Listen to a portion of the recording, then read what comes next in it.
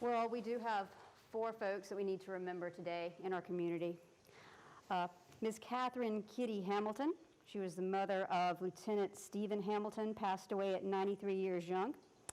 Born and raised in Newburyport, she graduated from Newburyport High School in the class of 47.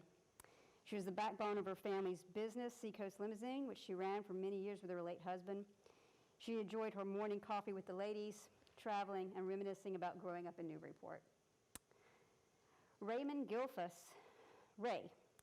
Ray worked in the Newburyport School Department for 35 years as custodian at the Knock Middle School, the Brown Elementary School, and the Bresnahan. He loved working with the staff and spending time with the students, often sharing funny stories of the things they did. Leo J. Finnegan, father of Sergeant Pete Finnegan, and former city councilor, state rep, and clerk magistrate Kevin Finnegan. Mr. Finnegan passed away at 84. He was a graduate of the IC, followed with a degree from Northeastern University. He was vice president of C. Leary & Company before becoming the co-owner and operator of Leary Spirits in Newburyport for 2 decades with his wife, Linda. He was a member of the Knights of Columbus, treasurer of the Newburyport Fire Sick Benefit Fund, and worked as a call fighter for years. And last but not least, Kevin Doyle. Kevin was a former sports editor of the Daily News of Newburyport. He passed away. He was 67. He attended the IC and was known by the nuns as a rabble-rouser, but a sweet one, and graduated from Newburyport High School. He attended Merrimack College in BU, where he took his journalism degree. He worked for 3 decades, writing about every sports imaginable, pro, college, but mainly high school. His commitment to community journalism gave countless high schoolers a thrill of a lifetime, reading their names in print. A marvelous journalist and a better human being. His father was Norman Doyle, famous, a former member of the Newburyport School Committee. Let's keep all of these people and families in our thoughts tonight with a moment of silence.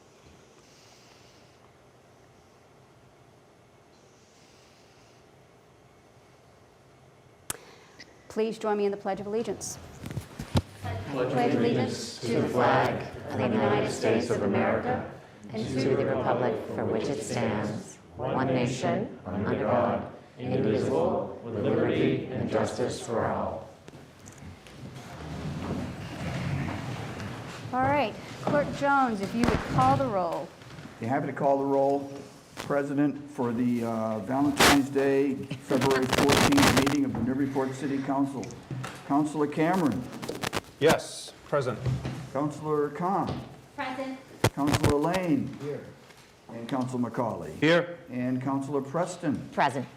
And Councilor Vogel. Present. Councilor Wallace. Present. Councilor Wright. Present. Councilor Zeed. Here. Councilor Donahue. Present. And Council President Shan. Present. 11 present, no absent. Late files.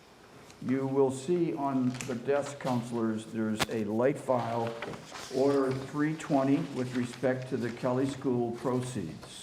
Motion to waive the rules and accept the late files. Second. Discussion? Councilor Khan. Yeah, thank you, Council President. So in looking at this, I just was glancing through it. It looks really familiar. So as the sponsor of another order that you're going to see that's also almost has the same title, I'm just a little concerned and want to express some, I would say some hesitancy in accepting this, partly because this is pretty identical to the order I went ahead and provided in a timely manner for the packet. And I'm just a little concerned that this may have come after seeing the packet and seeing my order. So it just seems more appropriate that my order, the order that I'm sponsoring and co-sponsored, is going to be sent to committee, which it seems like some of these suggestions or amendments can be brought forth during the committee deliberation. I think we have seen before that orders have been introduced, especially in the last year or 2 years. I had not seen it before that. But these competing orders causes confusion.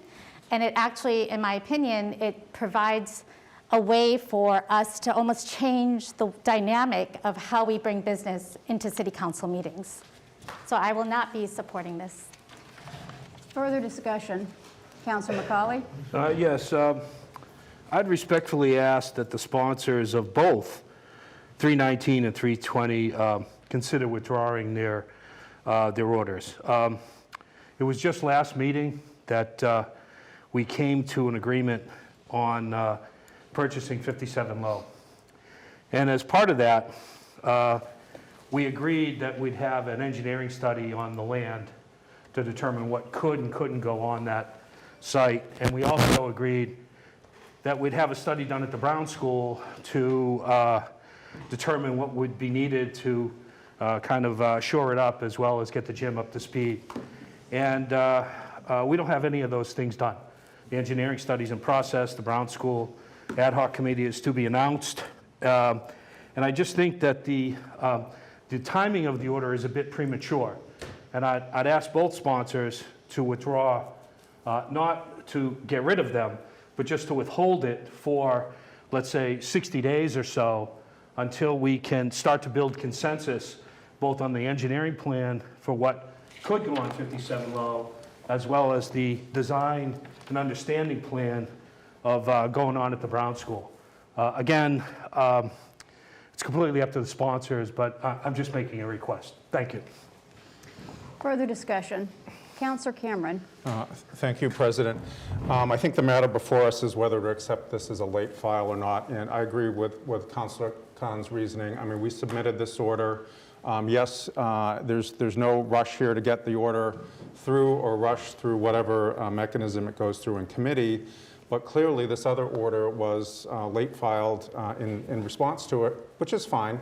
But if it was filed properly with enough notice, then it's going to be in the packet whether I care or not. But as a late file, I think we can take the order in due time. And as Councilor McCauley points out, there's numerous things related to the NYS, 57 Low, and the Brown School that need to get hashed out.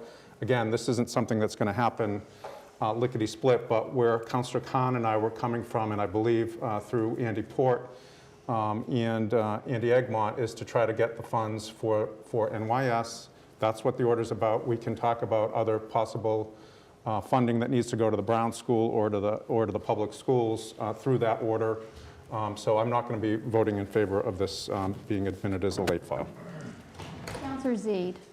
Thank you, Madam President. So obviously, I rise in support of receiving this as a receive and file. I find the arguments by the other sponsors respectfully uncompelling. This is another idea. It can be received here tonight into the packet. Then we'll have a secondary debate whether to refer it to committee, whether to refer either to committee. I don't see what the problem is with reacting to what's in a packet and providing an alternate solution. And I agree that, historically it wasn't typical to bring in another order, but when the ideas are so disparate from one another, sometimes that's the right thing to do. And I'm bringing this in on behalf of my ward. I'm not going to speak for my co-sponsor. She may speak if she wishes to. But on behalf of my ward, this deserves consideration if the other order is going to get consideration. So what I'm asking for you tonight is not to support it, or even necessarily to debate its merits, but to accept it, and then we can have a debate concurrently on both of them, whether they deserve to be referred to committee or not. Further discussion. All right, so the order on the motion on the floor is to not receive and file, but Waive the Waive rules. the rules. Receive the late files. thank you. So, Maybe roll a call? Roll call. On that motion, Councilor Cameron. No. Councilor Khan. No. Councilor Lane. Yes. Councilor McCauley. Yes. Councilor Preston. No. Councilor Vogel. No. Councilor Wallace. Yes. Councilor Wright. Yes. Councilor Zede. Yes. Councilor Donahue. Yes. Councilor Shan. No. Motion passes. 6-5. Don't we need a supermajority to waive the rules? Oh, you're right, we do. I am sorry. Motion fails. I'm supposed to know these things. President. It's Valentine. All right, any other late files? That is it for late files. We're off to public comment. All right. So, public comment. As the rules are for public comment, we have the board coming up to me, and we also have online. You're limited to 2 minutes. Your to speak to any item that's on the agenda, and if you would raise your blank, so we have no one in the audience, so it'll be purely remote. So if you want to speak now, please raise your hands. I'm only going to recognize those whose hands are raised in the next few seconds. And I'm going to read off the list. And once I read off the list, that's it for public comment. All right, so we have 3 for public comment. We have, all right, 4. All right, so 4 for public comment. We have Marianne Vesey, Sheila Tariff, Reverend Rebecca, and Sandy Douglas. Those are the 4 people for public comment. I'll allow you to speak. Marianne Vesey. Please state your name and your address. Thank you. Can you hear me? Yes. Can you hear me? Yes. This is Mary Ann Casey. I live at 10th Street in Newburyport. I'm wanting to comment on the planned visitor center that you're going to be voting on eventually. That'll be going on the waterfront. And I want to speak to the issue of gender neutral or gendered bathrooms. I'd like to ask you to consider gender neutral bathrooms for a variety of reasons. One is that non-binary people, it will allow them to avoid having to make difficult and public decisions, declaring a gender that may not feel comfortable to them. And I'd like to remind the council that they voted on a resolution in October of 2018 that said they would uphold a commitment to prohibit discrimination in places of public accommodation on the basis of gender identity and gender expression. So if you vote for gender neutral bathrooms, it allows you to really activate this resolution and commitment to not having any discrimination on that basis. I think gender neutral bathrooms would also allow fathers to accompany their daughters to bathrooms, which is really important, rather than sending them in alone. It also prevents excessive waiting times for women, for when we have women-only bathrooms. And the last thing I want you to consider is to have what's called waterless toilets or composting systems that are made by a company called Clivus, C-L-I-V-U-S, which is out of Lawrence, Mass. Thank you. Thank you. Next is Sheila Treef. I hope I spelled your name correctly. Hi, this is Sheila Treef at 11 Shandell Drive. Can you hear me? Yes. Okay. I would like to also support the effort to have gender neutral bathrooms in this new construction. In 2022, I can't really imagine why you wouldn't have gender neutral bathrooms. I would reiterate the same reasons that have been suggested by the first speaker. They are clear cut that non-binary people could make decisions to use the bathroom without any problem. And for those who are women on the council, well, you know what I'm talking about, that we don't like having to wait in line for long times.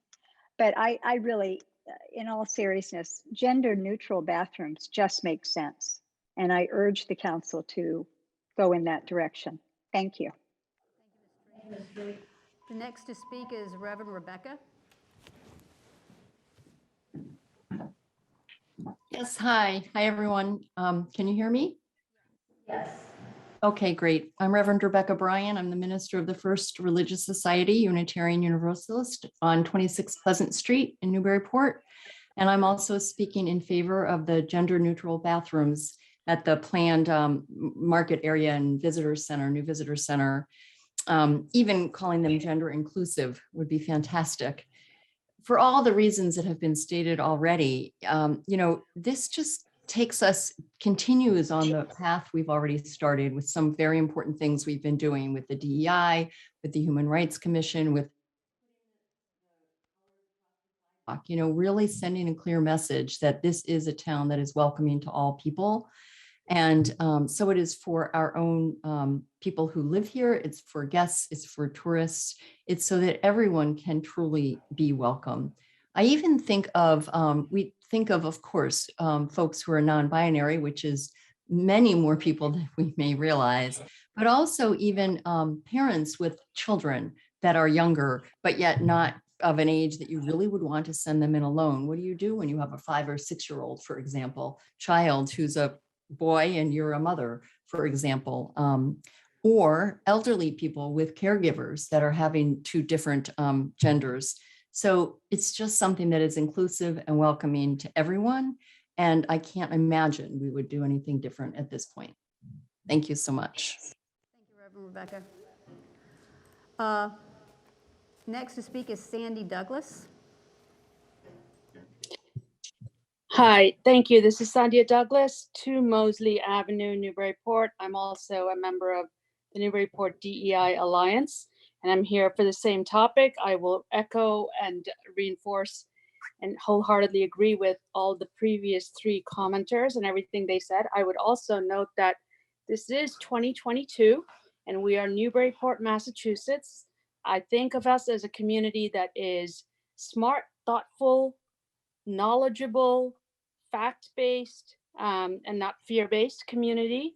And there is absolutely no factual proof or any research that proves any dangers visited upon any community that dare to introduce gender-neutral restrooms or gender-inclusive restrooms. So I would think about this as a baseline, foundational aspect of any community that claims to be an equitable, inclusive, open, forward-thinking, and productive community. And that is what I believe Newburyport to be. And I think this should be a very easy decision for us. So I encourage all council members to please lean in and press the easy button on this one. I don't think there's a lot of controversy. Thank you very much. Now, I know I did say I was cutting it off at, there are 2 left. So since this is the first time people are listening, I'm going to let the next 2 go. Ms. Christie, I'm going to allow you to speak. It's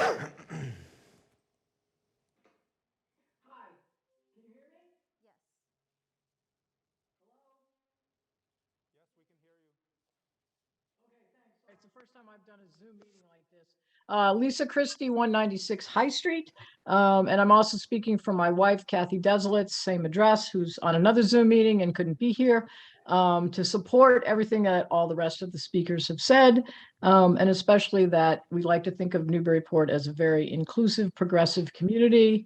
And as someone said, it is 2022. So this should really be like almost a non-issue. And I'm hoping that the council will take everyone's comments into account when you're voting. I did email our councilor Heather Shand and all of the at-large councilors as well on the issue. Thank you. Ms. Christie. And last, Amr Ibrahim.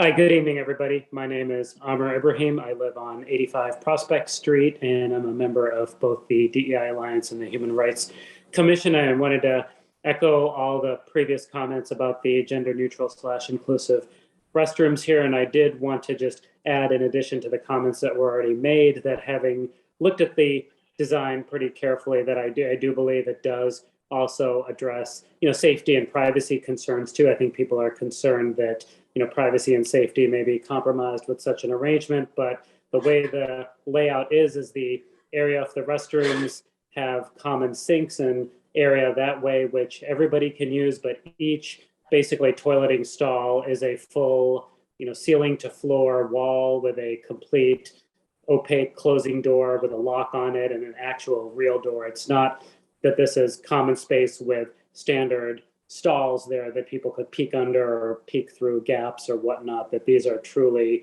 private toileting spaces. And it really does add to the usefulness of it, to where if there's 20 women waiting in line and 3 men, then people file through one at a time.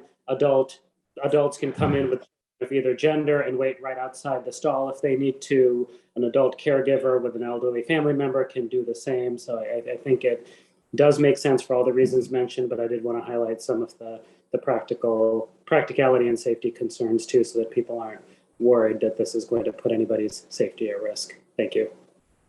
Thank you. And that is it for public comment. Thank you all. Mayor's comment. Thanks for having me. Thanks for happy Valentine's Day, everyone. I appreciate everyone spending this special night with me tonight. My first Valentine's Day as a mayor. So I did get the mayor's report out to you. It didn't get out through Rich, unfortunately, so I did print out a copy for you tonight. So again, my goal is not going to read this to you every 2 weeks. So I'll just go through some of the highlights on here.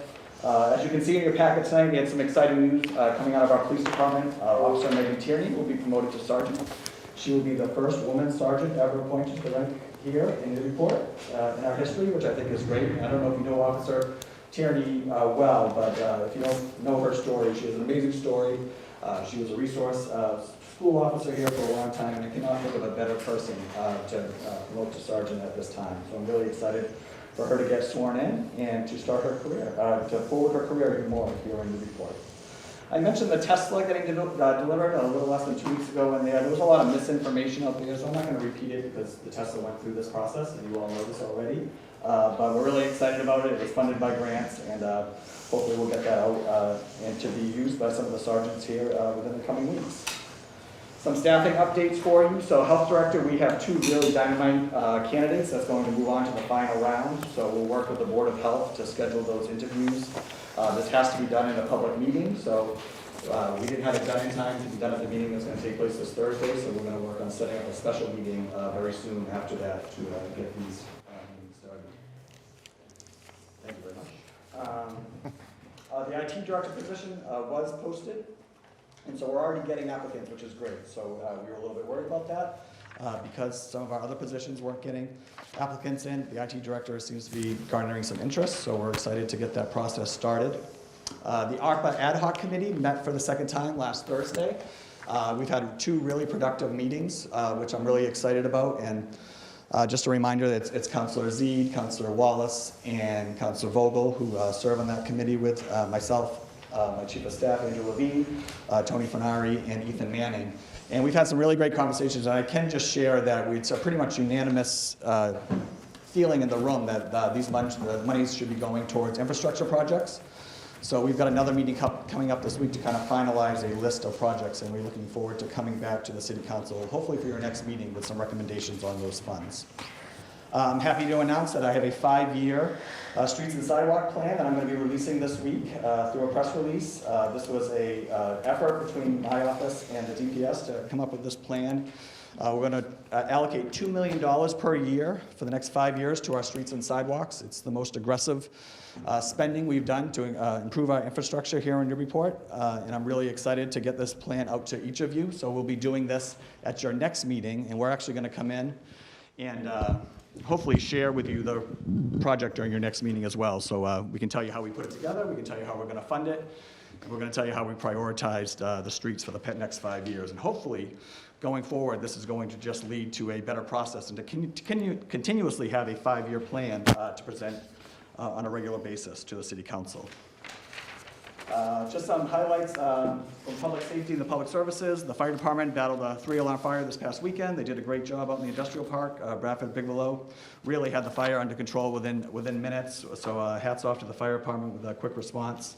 The Parks Department began working on, I think, their last stage of the Bradley Fuller project, the masonry work, to work on the garage and the bathrooms. So that is underway. We're excited about that.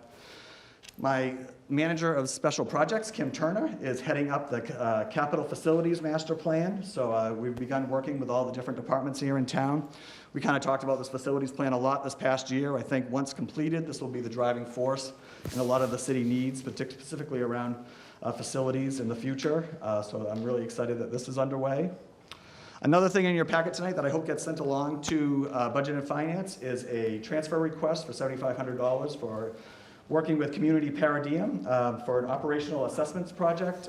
Bernie Lynch's company I'm going to hopefully have him available to talk at Budget and Finance about this. But this is something I talked about a lot. After 12 years, under Mayor Holliday, I thought, this is the best time to bring somebody else in, a third party, kind of look at what we're doing from top to bottom, look for efficiencies, and look for different ways that we can be more effective.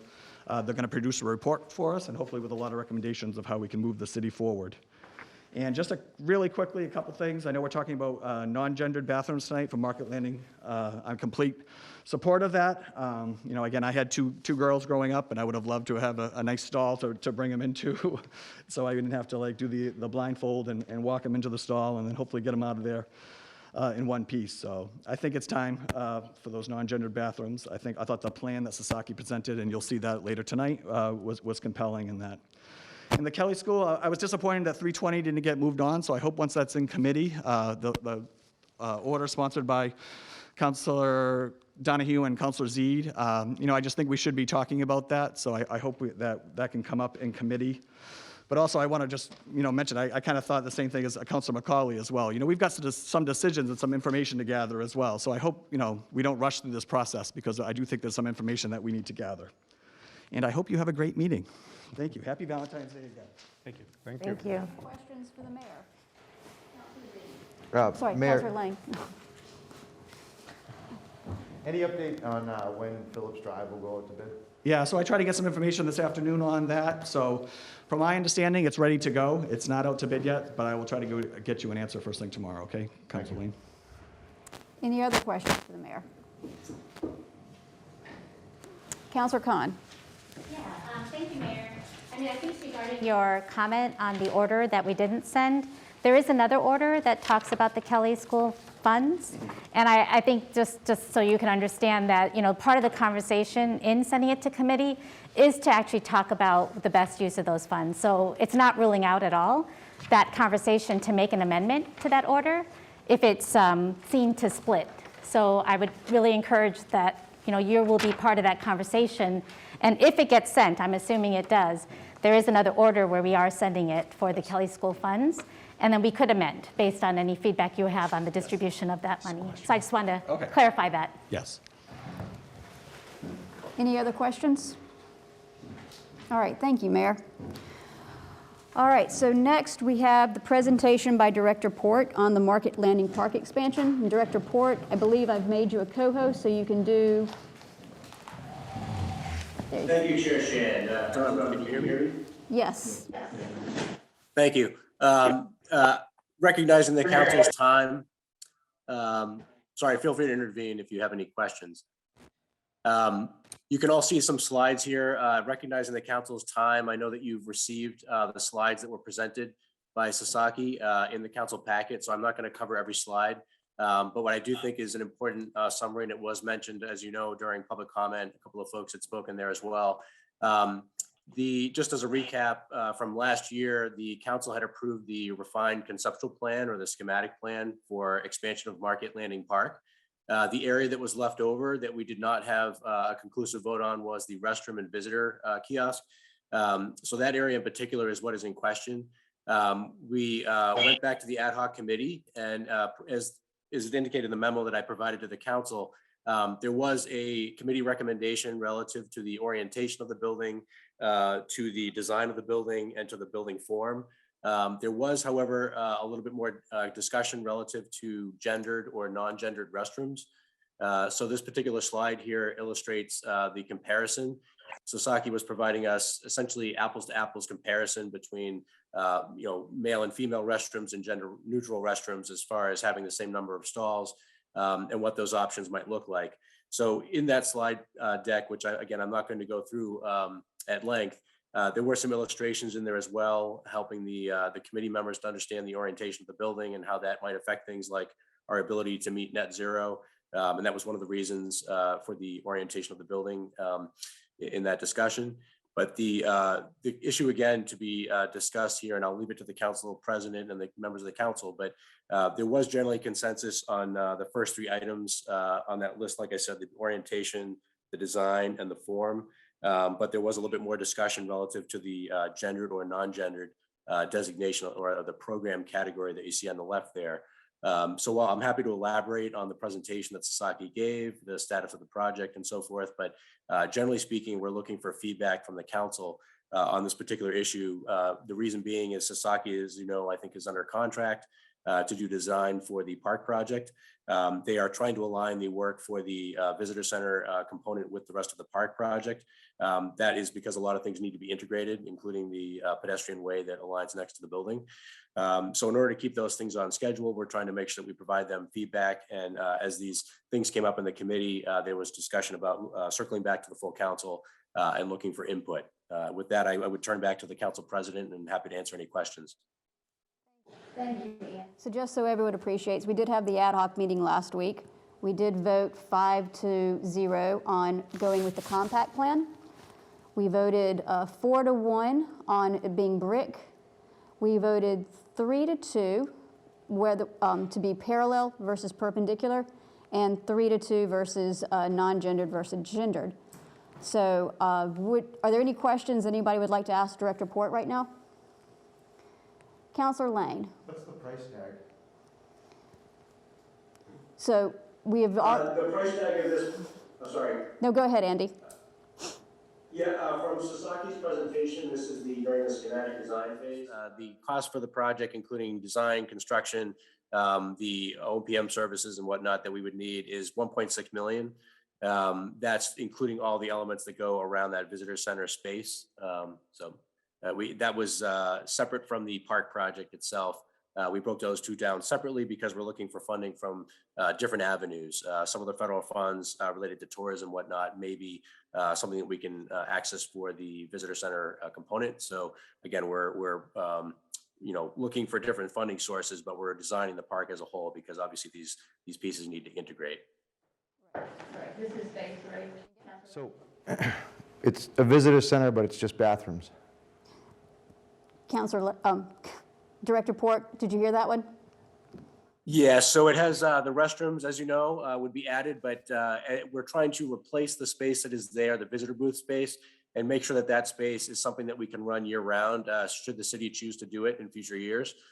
So when we say visitor center, where we really are talking primarily the restroom component, but it does have to have the ability to provide that visitor service, whether we have festivals downtown or working with the chamber or others. Councilor Zaid? Just looking for questions now. Yes, questions. Andy, I'm just curious, did Sasaki come up with this idea, or was there an impetus for it? I've served on the ad hoc for years, and I served on the ad hoc before, and I'm just curious if Sasaki has designed, where did the genesis of this come from? Because the ad hoc, the last meeting last week was the first time we'd ever heard of this after several iterations of the previous one. Can you shine any light on that? Sure, Councilor. Can I ask, are you just referring specifically to the gendered, non-gendered, or the other options on the? All of it. Yeah, kind of all of it. I mean, I think the brick versus wood was out there for a while. Those who served on the ad hoc will remember. I think that the parallel perpendicular too, but the first two in particular seem to be pretty new. Sure. Yeah, sure, Councilor. Yeah, so I've just highlighted here for folks, this was the committee's recommendation for the 4 questions that were presented.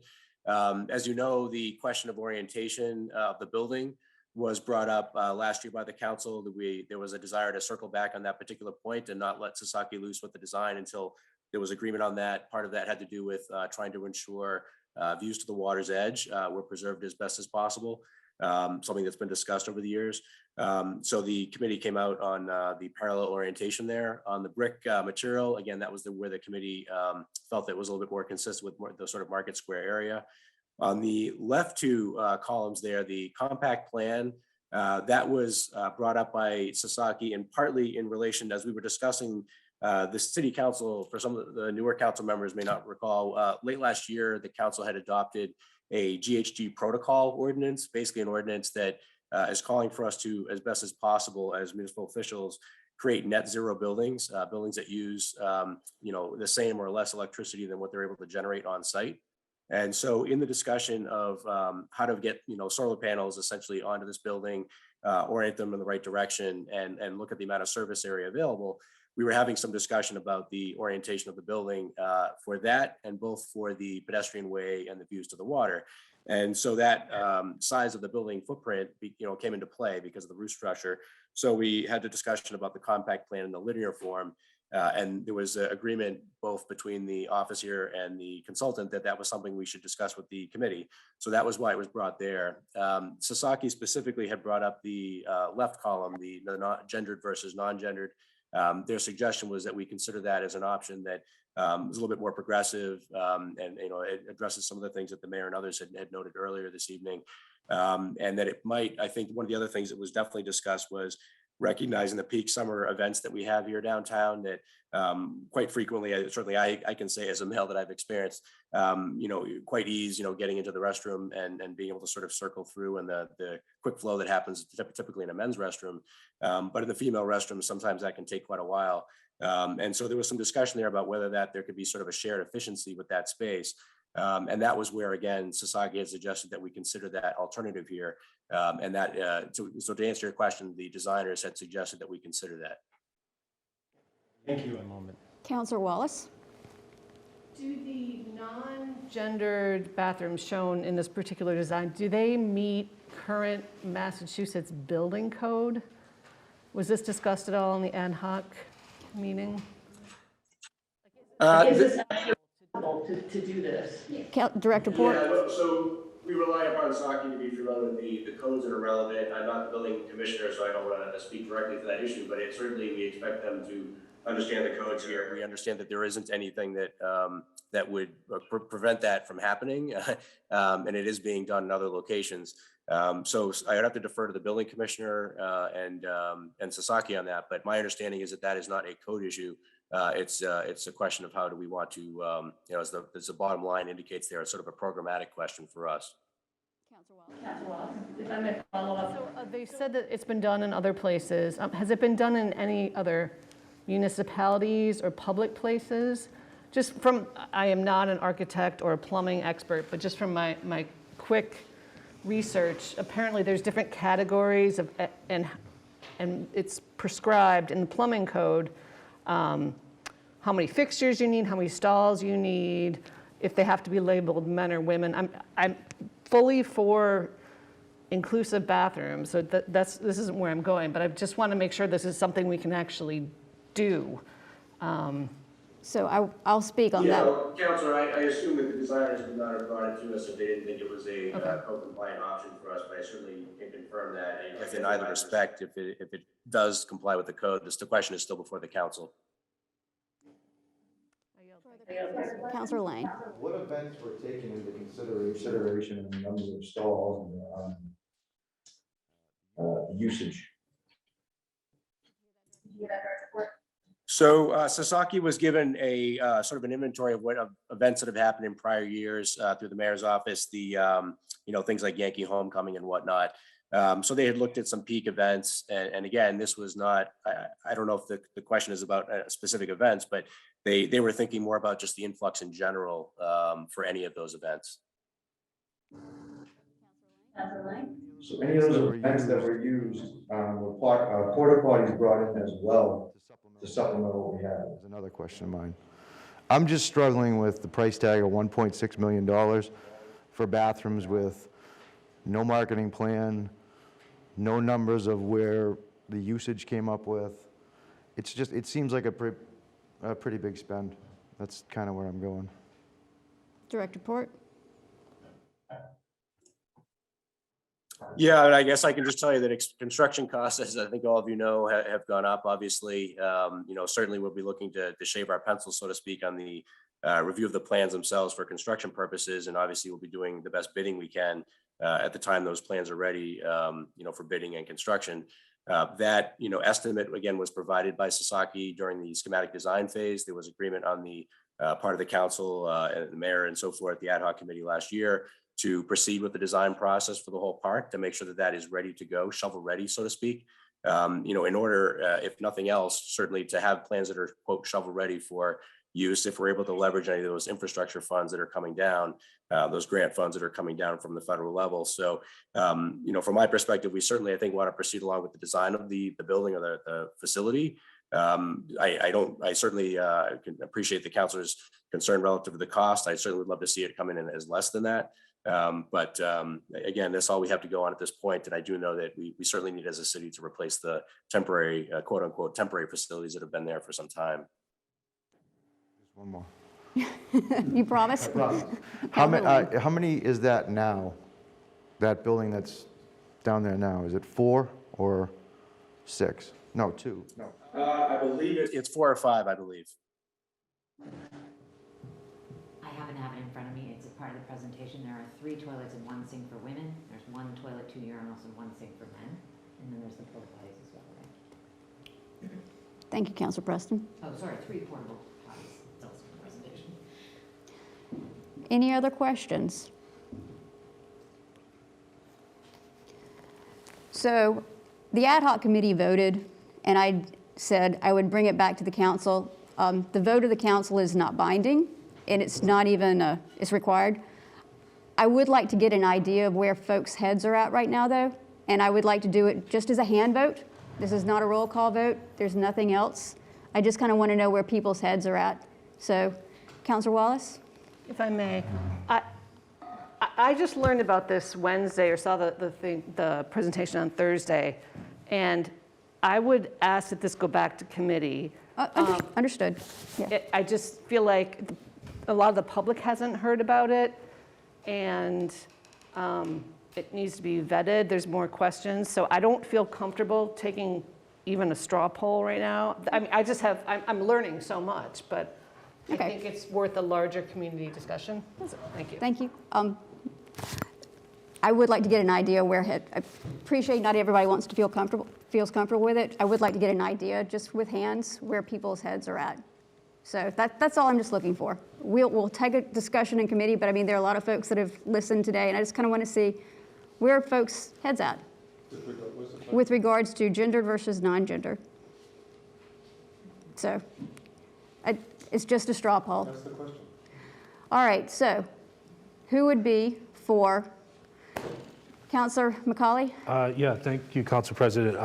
My question is, are we going to debate the issue beforehand so that we can share some perspectives as to what's there, or are we just going to take the poll? Honestly, considering we have an executive session at 8:30 later on tonight, I just wanted to get an idea of where people's heads are at. We will have a discussion in committee. I get it. People want to have more of a discussion. I just kind of want to see where people's heads are at. That's it. Just as a straw poll. Well, if I may follow up with that? Yep. I think the discussion, I think before you take your straw poll, I think part of what we tried to do is bring back the information from the committee to educate the council as to what we learned.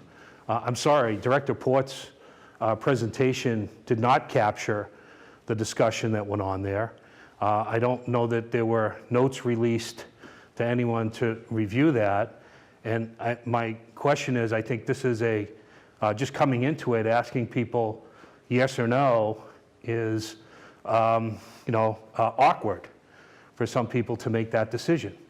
And so I hope you would reconsider some debate as to the education process that goes along. Councilor McCauley, why don't you speak to what we learned during the meeting or your concerns that you brought up? Okay, if you don't mind. Yeah, go right ahead. Okay, thank you. In terms of,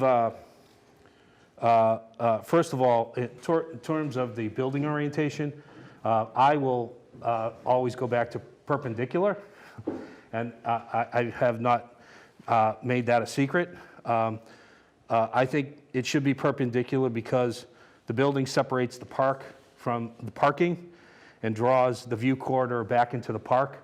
I know the pictures that were there, they're duplicates pictures in the packet, but the pictures are there were taken from one single spot. They didn't accommodate what locals look at. Pleasant Street via Unicorn Street, looking down to the water, they will now see a building. The residents in the condominiums will now see a building because it's parallel. Perpendicular will mirror the alignment that's there today, and I think will provide better corridors, and I think parallel will cut the park off from the street. So if you take a straw poll, I'd ask that maybe we reconsider parallel versus perpendicular. In terms of the bathrooms themselves, I was not opposed to gendered or non-gendered bathrooms. I didn't have opinion. I said that I thought there was security issues there to make people comfortable for a number of reasons. There's no supervision or oversight. The sight lines are poor. There's direct access to the public inside and out without any visibility. There's floor-to-ceiling and soundproof vestibules that are there. There's only one family bathroom, which is a unisex bathroom. I probably think there should be two. And in my primary research that I've done after that meeting, I found that there is no example in Massachusetts of a public park with a non-gender bathroom to this degree. Our plumbing codes are not updated, and yes, it's 2022, but 521 CMR Section 30 only lists inclusive bathrooms as what we would call family bathrooms, up to plumbing code.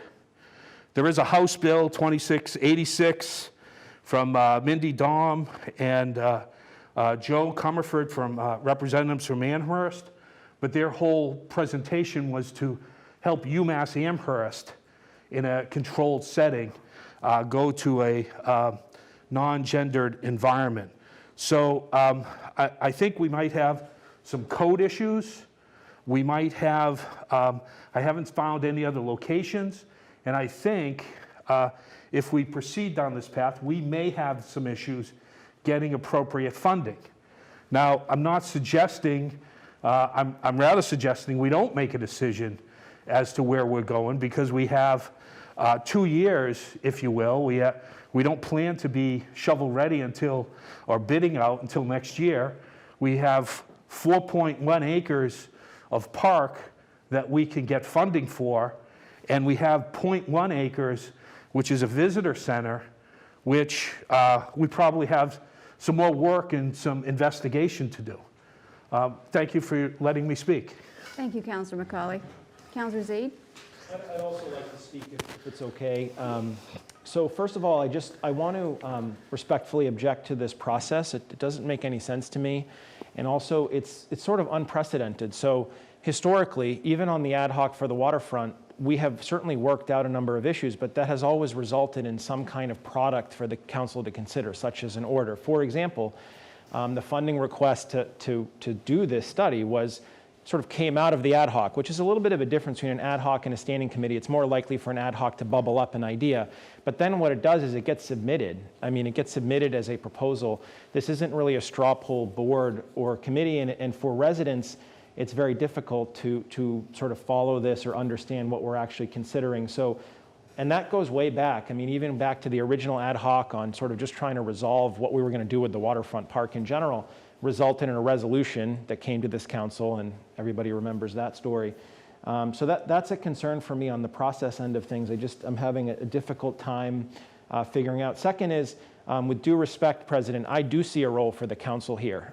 So, I understand the theory that, the council's out of it once the design funds are approved, and they certainly were approved in December, but those who were on the council recall that the checkpoints for Sasaki were a matter of debate at the time, whether we were going to go to 75% design before they checked in, or we were going to stop.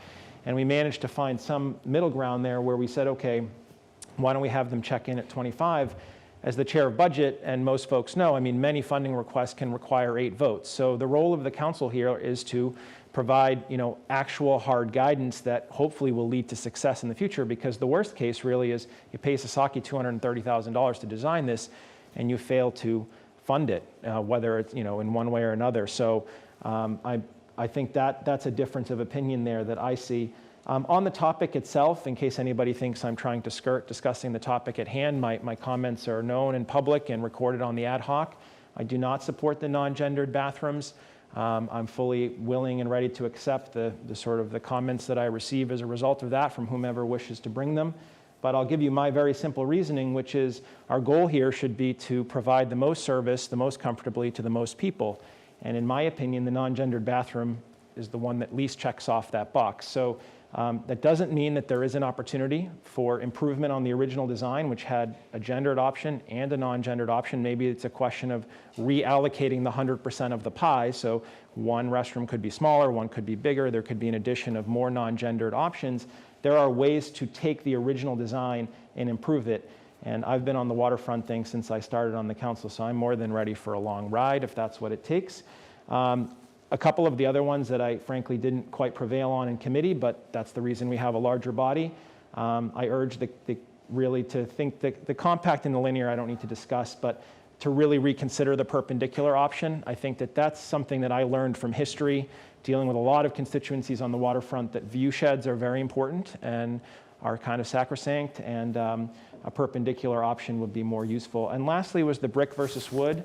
It's kind of funny how the conversation changes, but last year it seemed like brick was not receiving quite the positive accolades, and then it sort of went 4-1 on that one. But I just think brick is the wrong choice of materials. So I'm not saying this to rehash this for my colleagues on the ad hoc. I'm sorry, but this is the process. We bring it back for 11. My suggestion in closing is that we kind of need to put a pin in this, and something has to be actually formally introduced that allows us a path to discuss that follows our regular process. We don't have to refer it to the ad hoc. In the past, we've just tabled it because the ad hoc's already discussed it, but councilors could send it back to us with more questions, as clearly have been raised. And finally, I just want to second Councillor Lane's concern that I am concerned that the cost is growing to the point that we may have all this argument and we may never build it because it's simply too expensive. So those are my comments, and I thank you for the time. All right, it is Councillor Cameron, then Councillor Donahue. Thank you. Like many of you, I did not have gendered or ungendered bathrooms on my 2022 City Council bingo card. My first ad hoc meeting was last Wednesday or Thursday, whenever it was. I did not expect that this would be a real point of contention, but here we are, and also the perpendicular versus parallel. You know, I've not seen the language when the ad hoc was formed. I believe that was Council President Igerman. I think it was in order, so I don't know exactly process-wise, but in November, the citizens of Newburyport elected a mayor, and they elected 11 council members. They did not elect 11 mini-mayors. I think our job here is big picture, set the framework that we will then vote on when we need to appropriate funds or when there needs to be some sort of legislative or zoning change or some sort of use change. But I have confidence in the mayor and his administration to get this thing moved in a direction that we can all support. I think we need to tell Sasaki if they want to start wrapping up the design and moving towards getting this thing going in the spring of 2023, which I think is the timeline. And yes, it's going to be phased, and we will have ample opportunities to weigh in as we appropriate money or other sorts of changes. But this is really setting a general framework, and I know we can get into the minutia as 11 members, and we will on many issues. But I think we need to kind of take a big picture approach and set the general framework and let the mayor have at it with Sasaki in dealing with all of the smaller things. And in terms of the perpendicular versus parallel, as people will remember from the ad hoc, I was agnostic. I was somewhat persuaded by some of the references that the parallel actually ends up looking smaller as you're driving by. If it's perpendicular, that can block views. So I'm agnostic on that still. I did vote in favor of the parallel, but I've got less of a concern about that. I'd be willing to turn that over to the mayor, Sasaki, and report and figure that out. But the gender neutral versus gendered bathrooms, I had a preference then, which has only been reinforced by what I've heard from constituents. As Councillor Zeid said, we may be talking about gender neutral or gendered bathrooms, but we're really talking about a service and a need. And there is a need in this community for women to not wait in line longer than men, and I think this sort of approach has a little bit more equality and fairness into it. There are transgendered folks in our communities, and I think most of you probably got the email from a mother who talked about her child and sort of those challenges. So this is much more welcoming. That's a need. People do need to choose if it's male or female. And to be clear, a non-gendered bathroom, this is not a stall, and I'll use somebody who asked me about this over the weekend. This is not Ed Cameron, and this is going to get graphic, so if there's kids out there, they may want to turn this off. This is not going to be Ed Cameron standing at a urinal and Esther Sayer at a stall and me looking at Esther's ankles. These are floor, that's a visual that you will probably be thinking about at 3 in the morning. And Esther will probably kill me if she's watching. These are going to be floor-to-ceiling partitions. These are small rooms where there will be privacy and security. Yes, you may have to wash hands with somebody of another gender. But I think for all those reasons, there is already a family bathroom as part of this. There are 2 larger bathrooms that are handicap accessible. We're meeting the needs of handicapped people.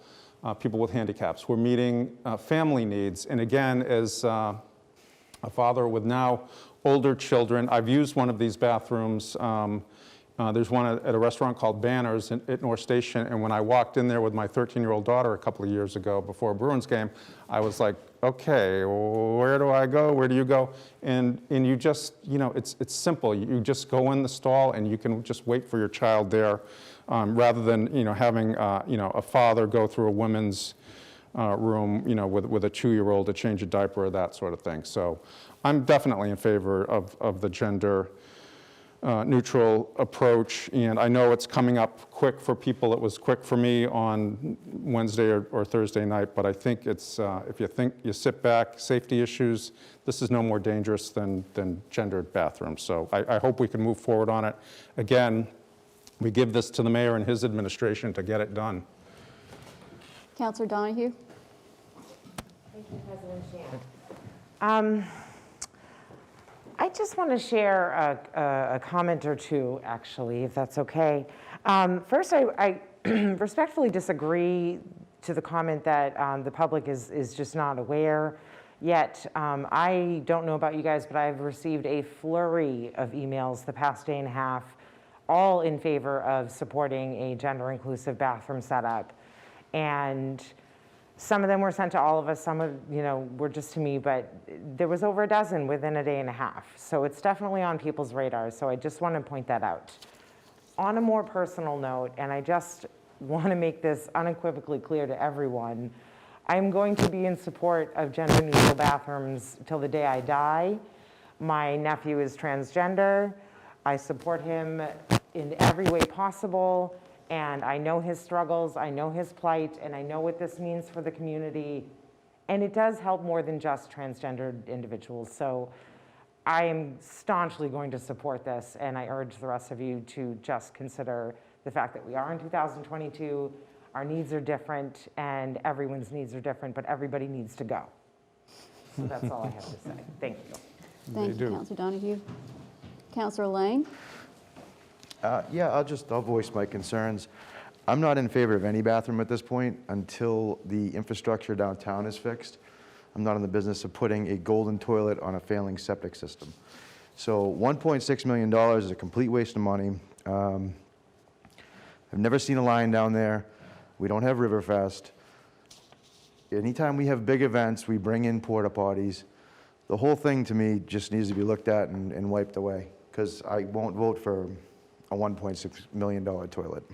That's Thank where you, I Councilor stand. Lane. Any other comments? Okay. Thank you, Director Port. Appreciate your time tonight. Let's move on to the consent agenda. The consent agenda this evening consists of the following: approval of minutes for January 31st meeting. There are 3 communications, 2 applications for races, both to go to public safety. The first is a half marathon, Town and Country, on June 12th. The second is a 5K on 3 different 410, 710, and 911.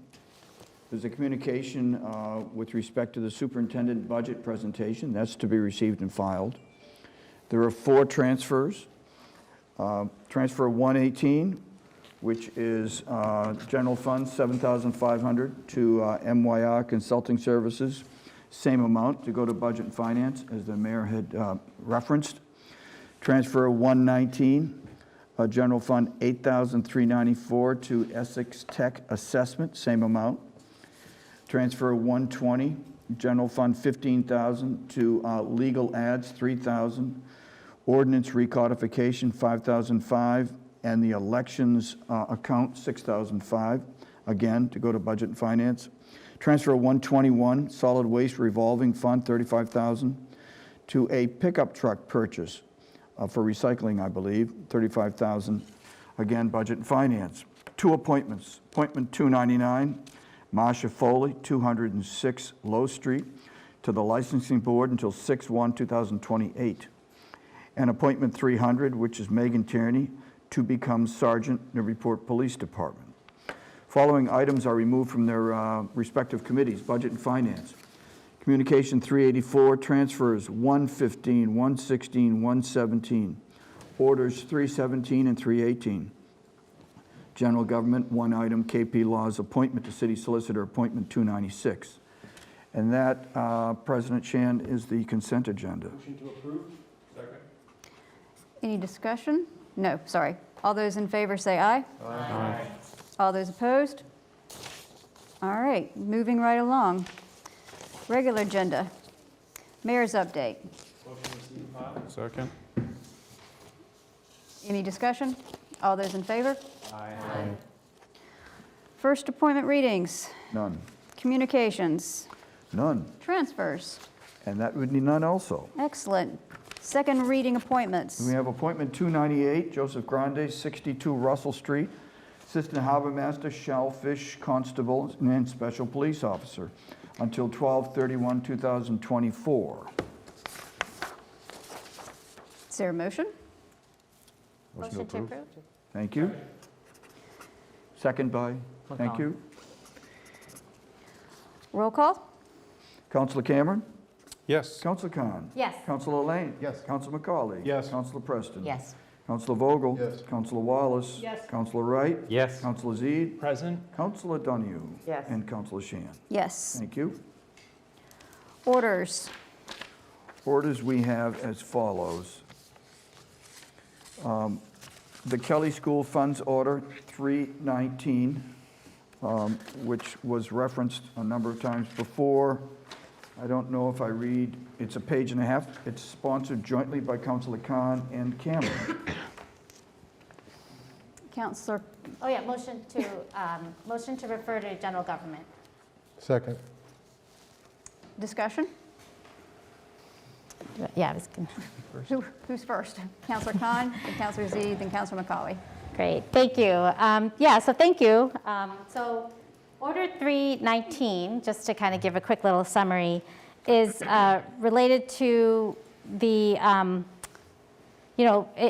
provided some whereases that I've written to kind of give some context about the sale of the Kelly School and how the funds for that were earmarked, or not earmarked, but decided through an order that was sponsored by actually Councilor Cameron and Councilor Megan Kinsey on actually make the funds being used for the schools and or for Newburyport Youth Services at the Brown School, which is where they were being moved to.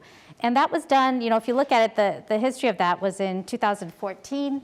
And now here we are several years later with a very different scenario than at the time that the sale had happened and the intention of those funds that were following youth services to what was hopefully a home at the Brown School. So as we know today, that is, we don't know where they're going to be. There was a site selection committee that we've all been following the process for youth services. But the intention for the order was really to go and revisit that order and the funds that are currently available. So what I did is one of the whereases actually identifies how much money is left. And there was really one allocation made from that fund. In talking with the finance director, it was made on actually 2019 in May. And it was the amount of almost $55,000 to be used on the exterior woodworking for the high school. So it was used and it was tapped into for one of the defined uses that were approved for. I think in conversations that I've had actually throughout the youth services discussions, in talking with Andy Egmont, in talking with people who were involved at the time, Director Port, I talked with the finance director Manning, I actually had a conversation with the mayor, it seemed like this money was available and youth services would have an opportunity, but there was this language that really tied youth services at the Brown. So the intention of the order was to, actually the amendment here, which is under the therefore it is ordered that, takes the original language and proposes new language. And in this case, the new language was to say, and this is going to go into committee for discussion, but the intention here with what I put forth is that it go and follow youth services. And again, this is going to go to committee where I hope that we could have the conversation, because I could have written it anyway, but the irrelevant piece, the one to update, was it does say youth services at the Brown School. And that changed. So part of it was just updating that language. And I look forward to us discussing it more in general government. The intention for general government is that municipal buildings go under that committee. So it seems like given the competing interests, it seemed like that would be a good place. The mayor is also a member of general government, not a voting member, but they attend the general government meeting. So I thought this would be the place to have the conversation and to really discuss these funds and just really updating this language. Thank you. Councilor Z. Thank you. So I realize that the motion on the floor, which I will speak to directly, is the referral of this matter to general government. First of all, general government is not the correct committee to refer to in this case. We talked a little bit about precedent tonight. 9,999.9 times this goes to budget and finance, since it actually has to do with money and less so with property. So I think that would be the proper referral if one wanted to make it.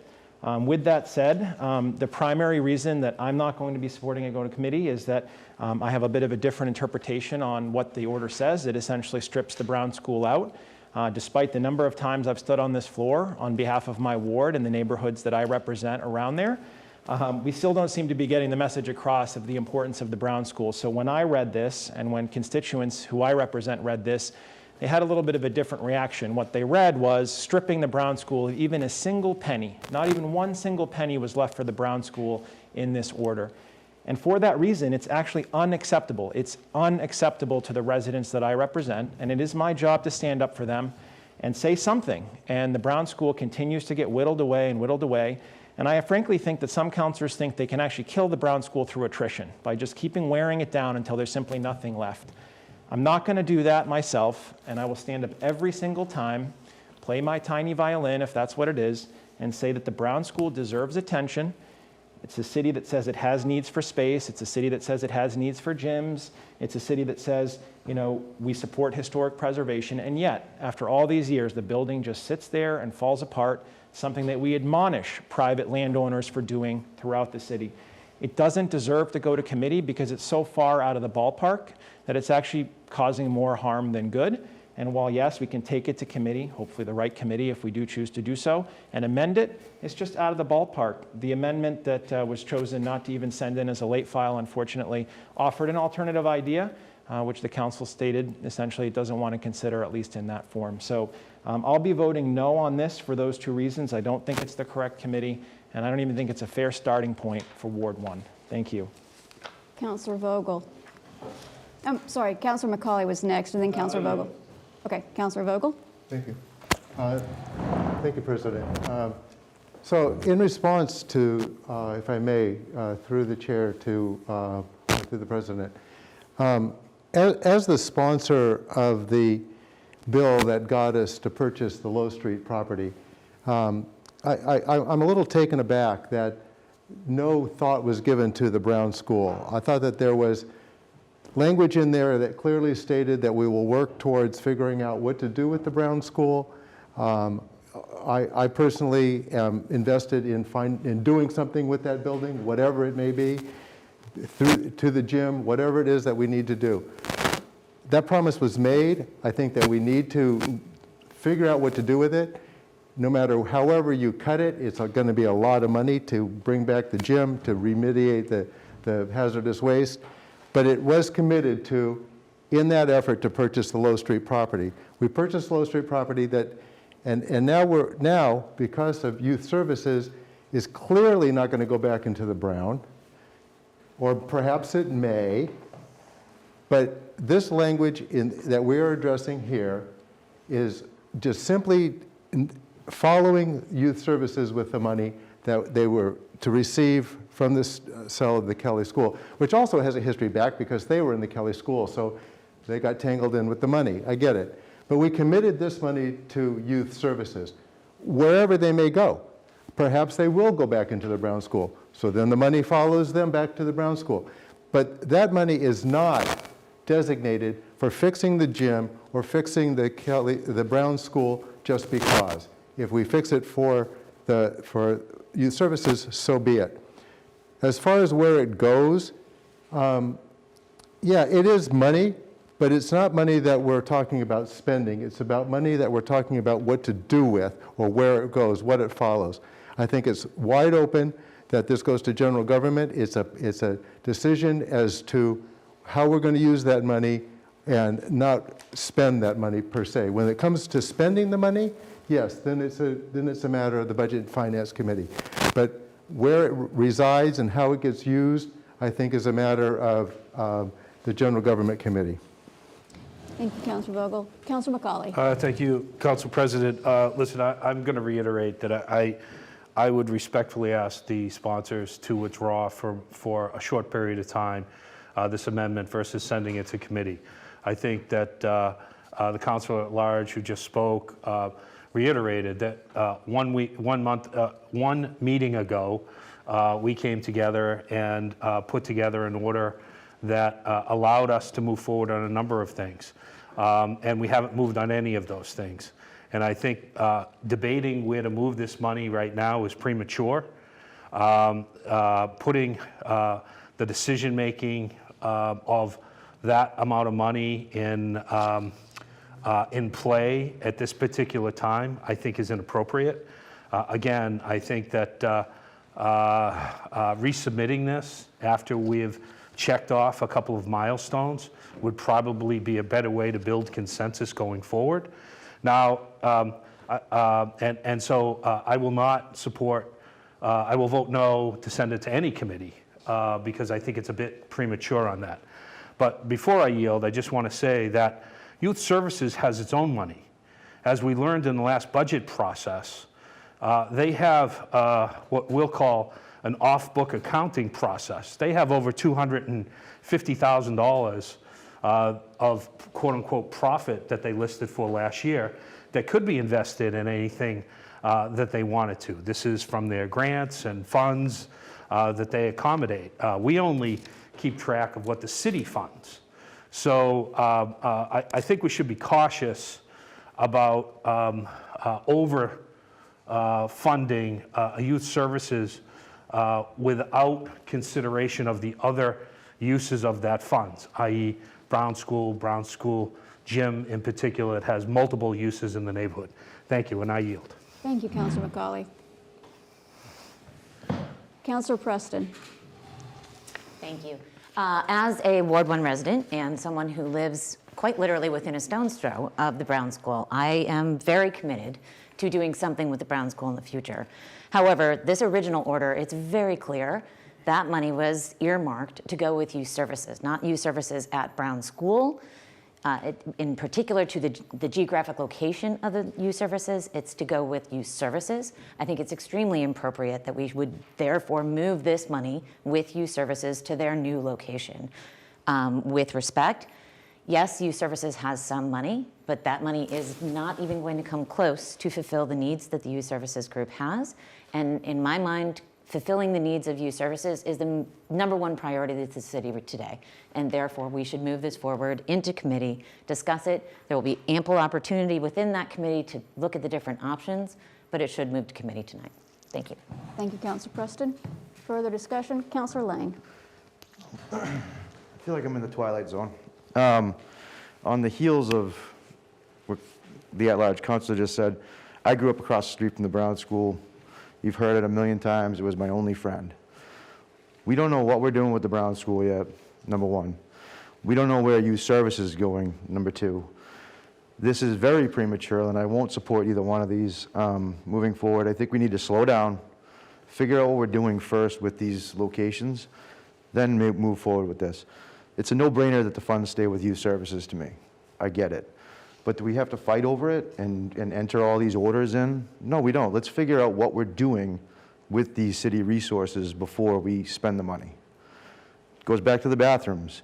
$1.6 million for bathrooms is not cool. It's a waste of money.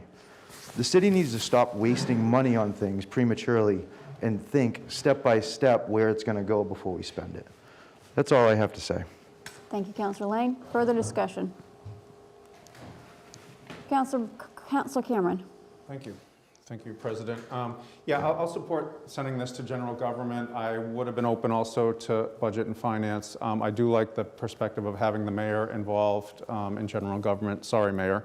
But I think, I absolutely agree. There are many questions that need to be answered, particularly around the Brown and the gym or no gym. But I think that eventually is going to get decoupled from youth services. If we decide to keep the gym, figure out what we can afford in that realm, and there's a youth services component, I mean, that can get determined, and that does need to be sooner rather than later. I know the president is considering appointing an ad hoc on the Brown School that I think would get a lot of those questions answered. Sending this to committee doesn't mean it's going to, come out in any way, shape, or form in the next week or month or 2 months.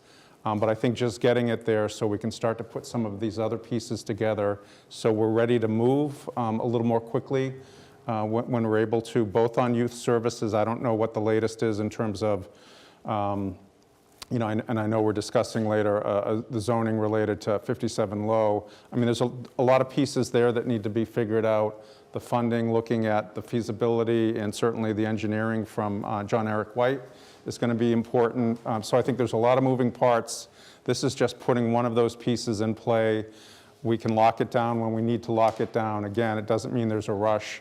And just to say, particularly to Councilors Zeid and Donahue, if your order had come out in the packet, I would not, and I had a different idea on how that needed to happen, I would have just simply gone through the process, either if I was on that committee or on the council floor, and tried to make those changes. I think just adding that late file, nobody's trying to pull a fast one here. I mean, we'll end up doing this really slow because that's the way a city council tends to operate. But no disrespect, but I just think, I think just having one piece of legislation to argue about at a time is probably the best way to do it. So I'm in favor of putting it to committee, and we'll work it out as we go along. So Councilor Vogel was first, and then Councilor Zeid.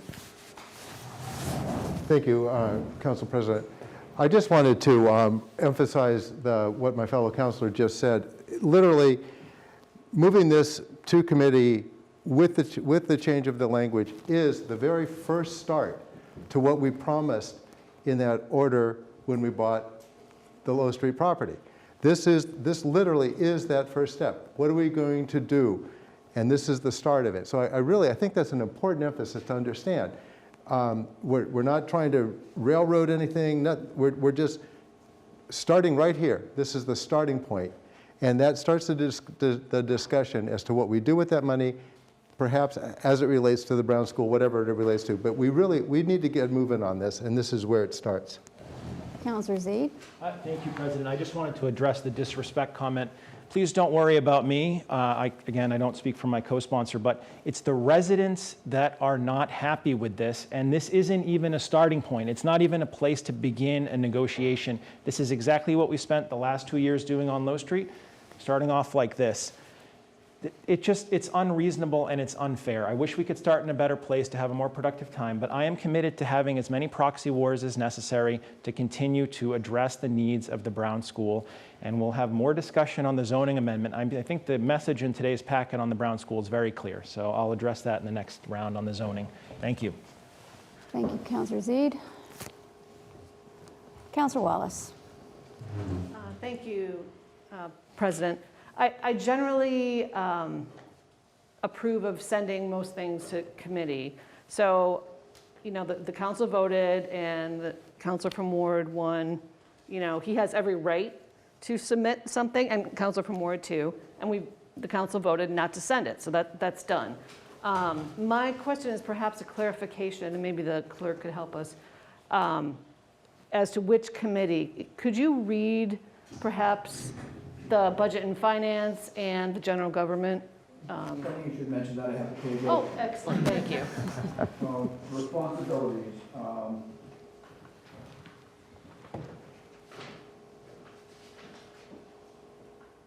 Honestly, I did.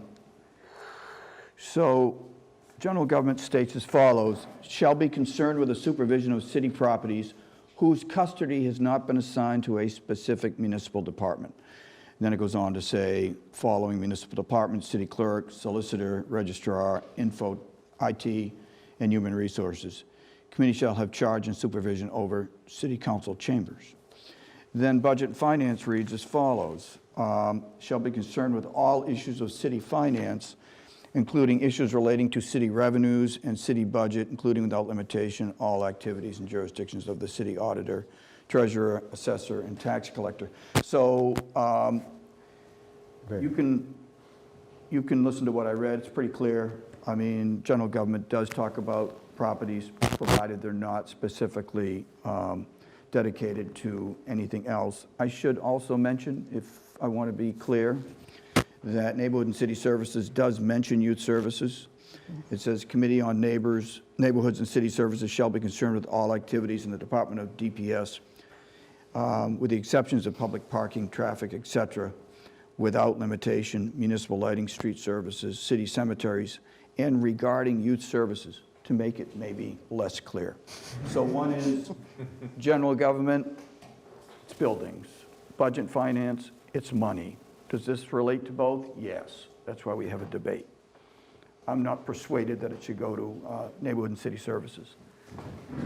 President, I hope I didn't overstep my bounds, but No, that was thank you very probably much. too much editorializing. Counselor Wallace. Can I follow up? Is there any way you know where the original order went years ago? Years ago, it wasn't that long ago, was it not? Ed was just wanting to know. Development. Oh, jeez. Yeah, that helps. Yeah, so planning and development, which, okay, to that point, it says, shall be concerned with all activities and jurisdictions of the Office of Planning and Development, Affordable Housing Trust, Conservation Commission, Planning Board, Zoning Board, Historic Commission, and Local Historic. So I don't think that helps, to be quite honest. That was Councilor because Cameron. of the Kelly School. I think that was all, there were preservation restrictions, historic restrictions on it. So the Kelly School was planning and development, had a lot to do with that. So the proceeds from that, that's why that committee was involved at that point. Right. Which doesn't help us today.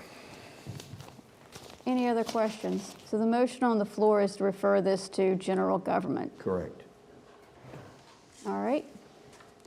All those in favor? Aye. Aye. Aye. I think that's a roll call vote. Roll call vote? Okay. On the referral of 319 to general government, Councilor Cameron. Yes. Councilor Khan. Yes. Councilor Lane. No. Councilor McCauley. No. Councilor Preston. Yes. Councilor Vogel. Yes. Councilor Wallace. Yes. Councilor Wright. Yes. Councilor Zede. No. Councilor Donahue. Yes. And Councilor Shan. Yes. Motion passes. Matters referred to general government. Got it. All right, moving right along. Ordinances. So the first ordinance is Ordinance 105. It's an amendment to the Newburyport zoning, having loosely to do with the industrial park, marine services, marine manufacturing, and a few other items. It is submitted by Councilors Shan, Preston, and Vogel. Motion to refer to planning and development. Second. If I could. This is, Discussion? so is this in terms of the Low Street rezoning? There are numerous things that are part of this ordinance. I'm going to recuse myself.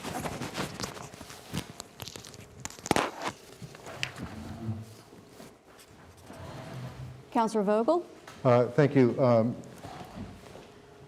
Council President, it's hard to get that out of. I'm working on it, though. This speaks for itself. It's obviously in order to give youth services the opportunity to look at the Low Street property, it needs to be rezoned. It sits right there. The other piece is boat storage. This is a request from the outside, somebody interested in using the business park for boat storage. It speaks for itself. And the same thing with the fish processing. I did have a question specifically about the fish processing. I had been asked by people on the outside, what kind of fish and will it smell? And to that, I will leave that to the fellow sponsor to, if she wishes to speak on that. But these speak for themselves. This is not, running the train through, on youth services. This is simply providing for the opportunity. So I will speak on this one as well. This is trying to be efficient in having planning and development deal with zoning ordinances, because planning and development does have to go to a joint hearing. And every time we do a zoning change, it's another joint hearing. So this is why we were trying to do the fish place, because we did have somebody call in last year. There's a business in Boston that wants to move up to Newburyport, and we need to do an ordinance change to make the zoning correct, so that's what this is for. And we had the additional boat storage question as well, so it was truly just an efficiency standpoint. So that's my other comment. Any others? Councilor Zede? Yes, thank you, President. So continuing on a theme of the night, I oppose sending this to committee. I do think it's really unfortunate. We just spent the last 2 years having a proxy fight about NYS via a vote on Low Street. I hope most would agree it probably wasn't the most successful or efficient process. And this is just begging for more of that. And, zoning does have its own process, as you noted. So I'm certainly understanding of that, but you're going to be inviting the planning board into this conversation now. And all of the same questions and all of the same wasted time is going to be started all over again, because councilors are, myself included, going to look at this as a debate about NYS at Low Street, which is still not even nearly 2 weeks old since we purchased the property. So it is unclear to me how this will yield a positive and non-divisive process. I don't like that it combines two things that are seemingly very disparate, something about boats and fish and something about youth services.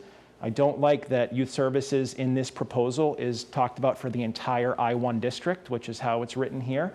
And so I'm just struggling to see how one should read this packet here and interpret this in any other way than we basically are once again trying to skip to the end of the movie. We don't want to do anything in the middle. We just want to go right to the end. And I understand that some councilors have already reached strong conclusions about the future of NYS and its future at Low Street. I have not. I don't know what I don't know. And I thought when we came out of the Low Street vote, we were all agreeing that we didn't know what we didn't know, even though people had clearly expressed a preference for one location or another. We did a whole site selection committee. That's now in the trash can too. We're done with that, and we're moving on. So, and finally, I feel very strongly about this because actually it's crossed a different line for me, which is previously I just felt that these were sort of frustrating and time wasted, frankly, for residents and for councilors trying to keep up with this stuff and argue about stuff that actually wasn't on the table. But now I think it's actively creating harm because, to me, it really makes me question the analyses that are being done. So when an analysis comes in, was the conclusion already drawn and we were just backfilling the analysis in order to support the conclusion? Or are we really having a discussion about what's efficient, what's effective, how's the money going to go as far as it can on behalf of youth services? So I just think this is once again an untimely proposal, unfortunate, and I can't support it going to committee. But if it does, I will see you at the joint hearing. Thank you. Thank you, Councilor.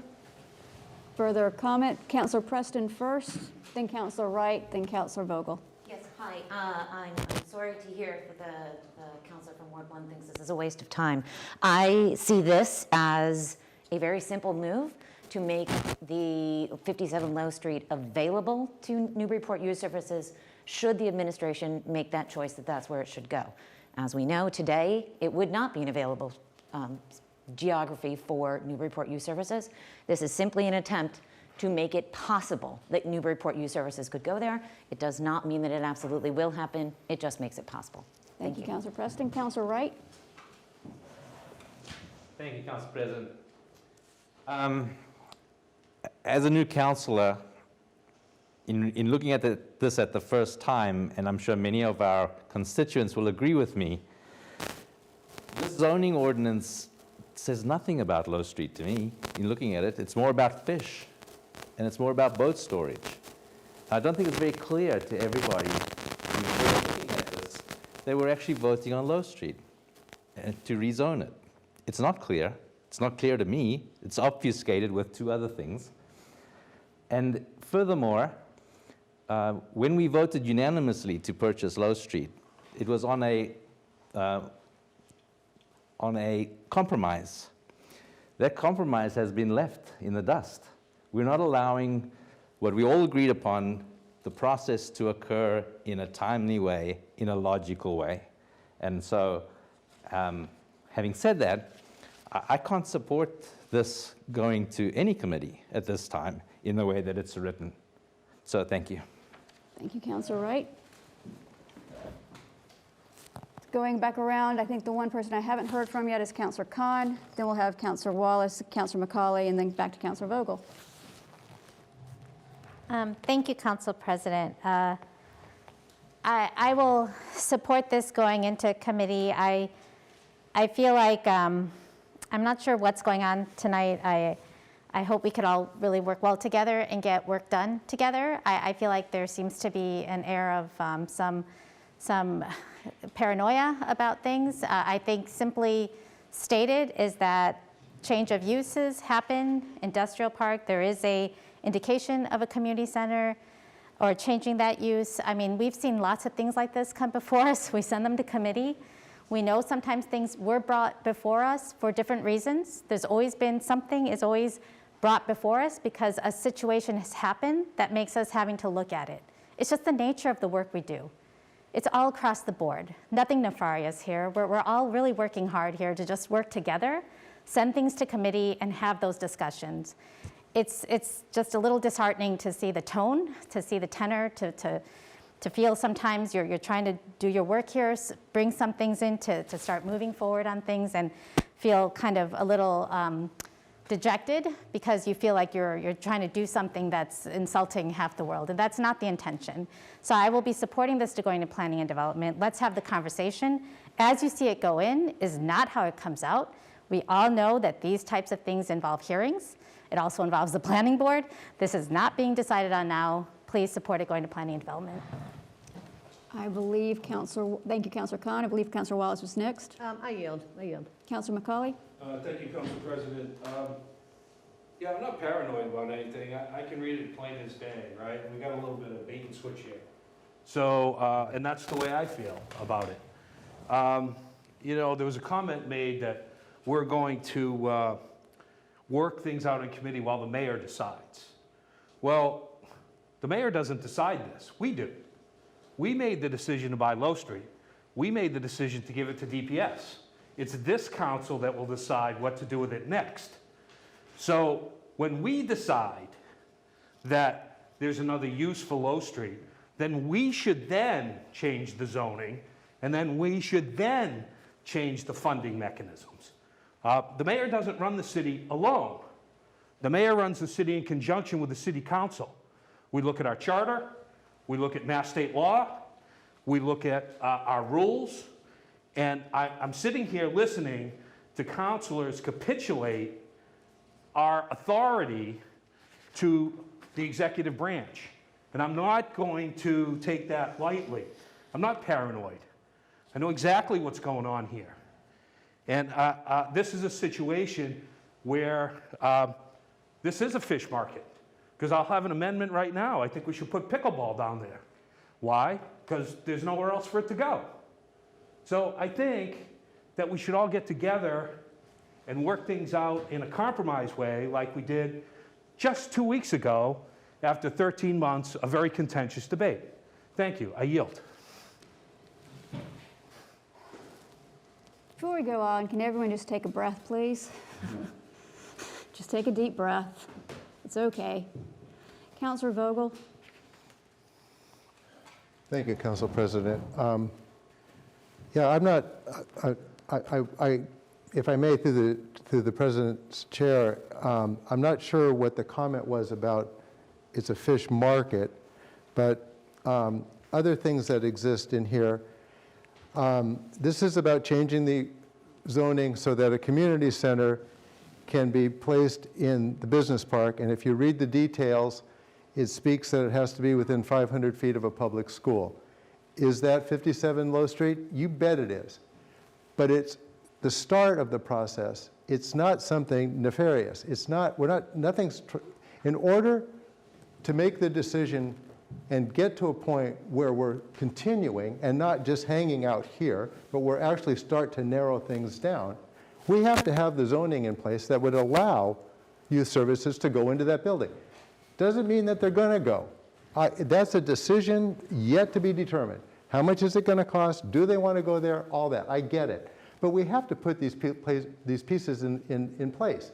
You can't just say, you can't sit in some meeting and decide, or whoever is going to decide in whatever process that's going to happen to decide, okay, youth services is going to 57 Low Street. Because right now they can't. So for that to happen, we have to change the zoning. At least give them the opportunity. That's all that this says. It doesn't say anything more. And to not do that, we obstruct the process. And that's what's so frustrating. We spoke to the efficiencies of putting these 3 items together. It's an efficiency for the planning board, for us. We spend way too much time going back and forth on these things. So we're trying to be efficient. I don't get it. I agree with the counselor at large. I don't understand. I mean, maybe because it's Valentine's Day, we're showing the love. I yield. Councilor Zede. Councilor Cameron hasn't spoken yet. Councilor Cameron. I don't think anyways.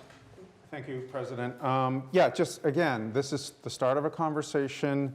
There are in the youth center feasibility, site selection plan. This Low Street was one of the 4. Zoning does not go lickety-split through committee and through joint hearings. This can take months and probably will. And because you could put a youth services building there, doesn't mean it's going to happen. That, again, I think the council works in partnership with the mayor. We have our lane, and the mayor has his or her lane. This is just setting it up for whatever the city and the administration need to come with in terms of a proposal. Whether it's Cushing Park, which comes with a whole host of neighborhood issues, or the Enpro site, which seems to have dropped, or Fulton Pit, which people have seemed to have forgotten. When you do the site tour, and I did this with the senior center back in 2008, there aren't a lot of sites in this community. We are a very dense community with lots of preservation and land restrictions. So this is, I don't think this is a bait and switch. It was quite clear that a lot of people wanted this site to be the youth services. I don't think anyone was hiding that. Again, at some point, there's a decision that will be made by the mayor with approval from the council for money, and if there's any other sort of changes that need. But I think our role is to kind of lay the groundwork to make these possibilities happen. Otherwise, we'll not resolve youth services, and that will be spinning around. So I think this is actually kind of analogous to the waterfront park issue. Let's set it up so we can make the final decisions, make the decisions, and move on and let the mayor take it over. Make it happen. Councilor Zede, then Councilor Wallace. Thank you, President Chan. Again, generally, I do support sending things to committee. Perhaps if this does go to committee, there can be talk of separating the issues of the fish and youth services, because I'm sorry, not youth services, community center. I do feel like they are very different. And maybe that could be a compromise once it gets to committee. Thank you. Thank you, Councilor Wallace. Councilor Zede. Thank you. I just wanted to respond to a couple comments. So what some call paranoia, I call experience. So I've been here for 6 years now, and I've watched just the start of a conversation many a time and regretted my vote on that several times. And so for that reason, if something's not at least somewhat reasonable, then I think that it's not wise to send it to committee. And in some senses, we do refer to committee pro forma. But it is essentially a vote on completeness of the idea, completeness of this. This sets also a parking ratio for community centers, which is interesting. And if we just want to play out a movie for you, if we had some time and let's just say we get a cost on Youth Center finally down at Low Street, and we get a sense for what it looks like, and everybody seems to like it. Rezoning it would take about 4 minutes because it would be a foregone conclusion. Doing it this way is going to take 4,000 hours. You are forcing questions to the surface that are not ready to be answered yet and not ready to be answered in this process. And I'm just telling you, adding the planning board in and having now more people is not going to help the process. And for those who, you know, and I certainly would count myself as one of them, thought we could do things a little bit differently, this does feel pretty much the same as the experience I've lived the last 6 years, doing things out of order, hoping that we can do things. And lastly, just to the splitting comment that the Ward 4 councilor brought up, you know, zoning is a totally different animal than other things because it has to be noticed. So splitting things up is more challenging than it may seem because it may require you to redo your notices and re-advertise it and so forth if you're going to try and break it into 2 separate zoning amendments. So easier said than done, unlike other things that go to other committees where you can just do whatever you want and split it up and so forth. Thank you. Understood. Thank you, Councilor Zaid. So the motion on the floor is to refer this to planning and development. Correct. I think we're going to need a roll call vote. I would agree with that. To move ordinance 105 to planning and development, Councilor Cameron? Yes. Councilor Khan? Yes. Councilor Lane is recused. Councilor McCauley? No. Councilor Preston? Yes. Councilor Vogel? Yes. Councilor Wallace? Yes. Councilor Wright? No. Councilor Zede? No. Councilor Donahue? Yes. And Councilor Shan. Yes. Matter is moved to planning and development.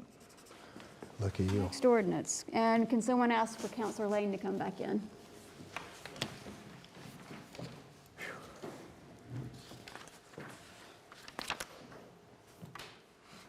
So, President Chan, ordinance 106, I have copies of here. It is in a version, I don't know if you have the link to it.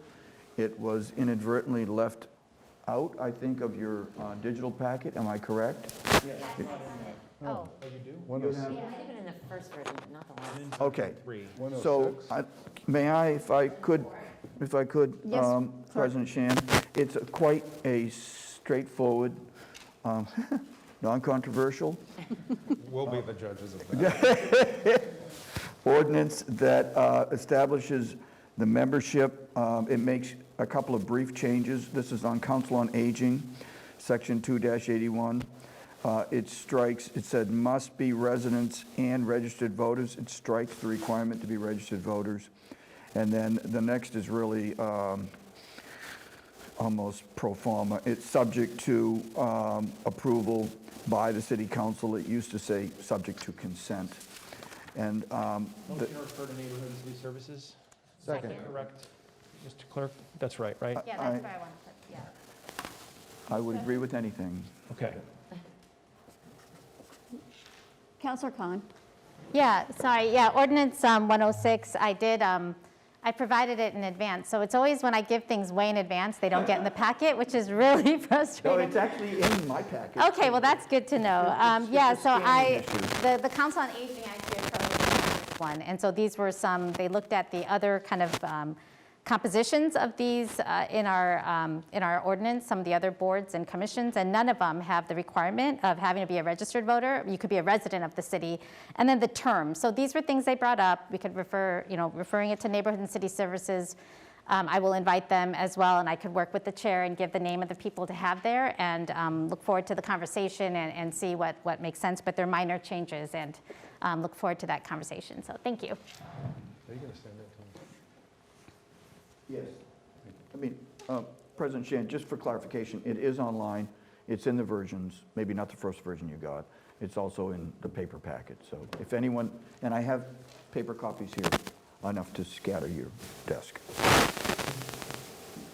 All right, moving right along. Committees, the ad hoc committee on economic, Did we take a vote? oh, I'm sorry. Yeah. My bad. Okay.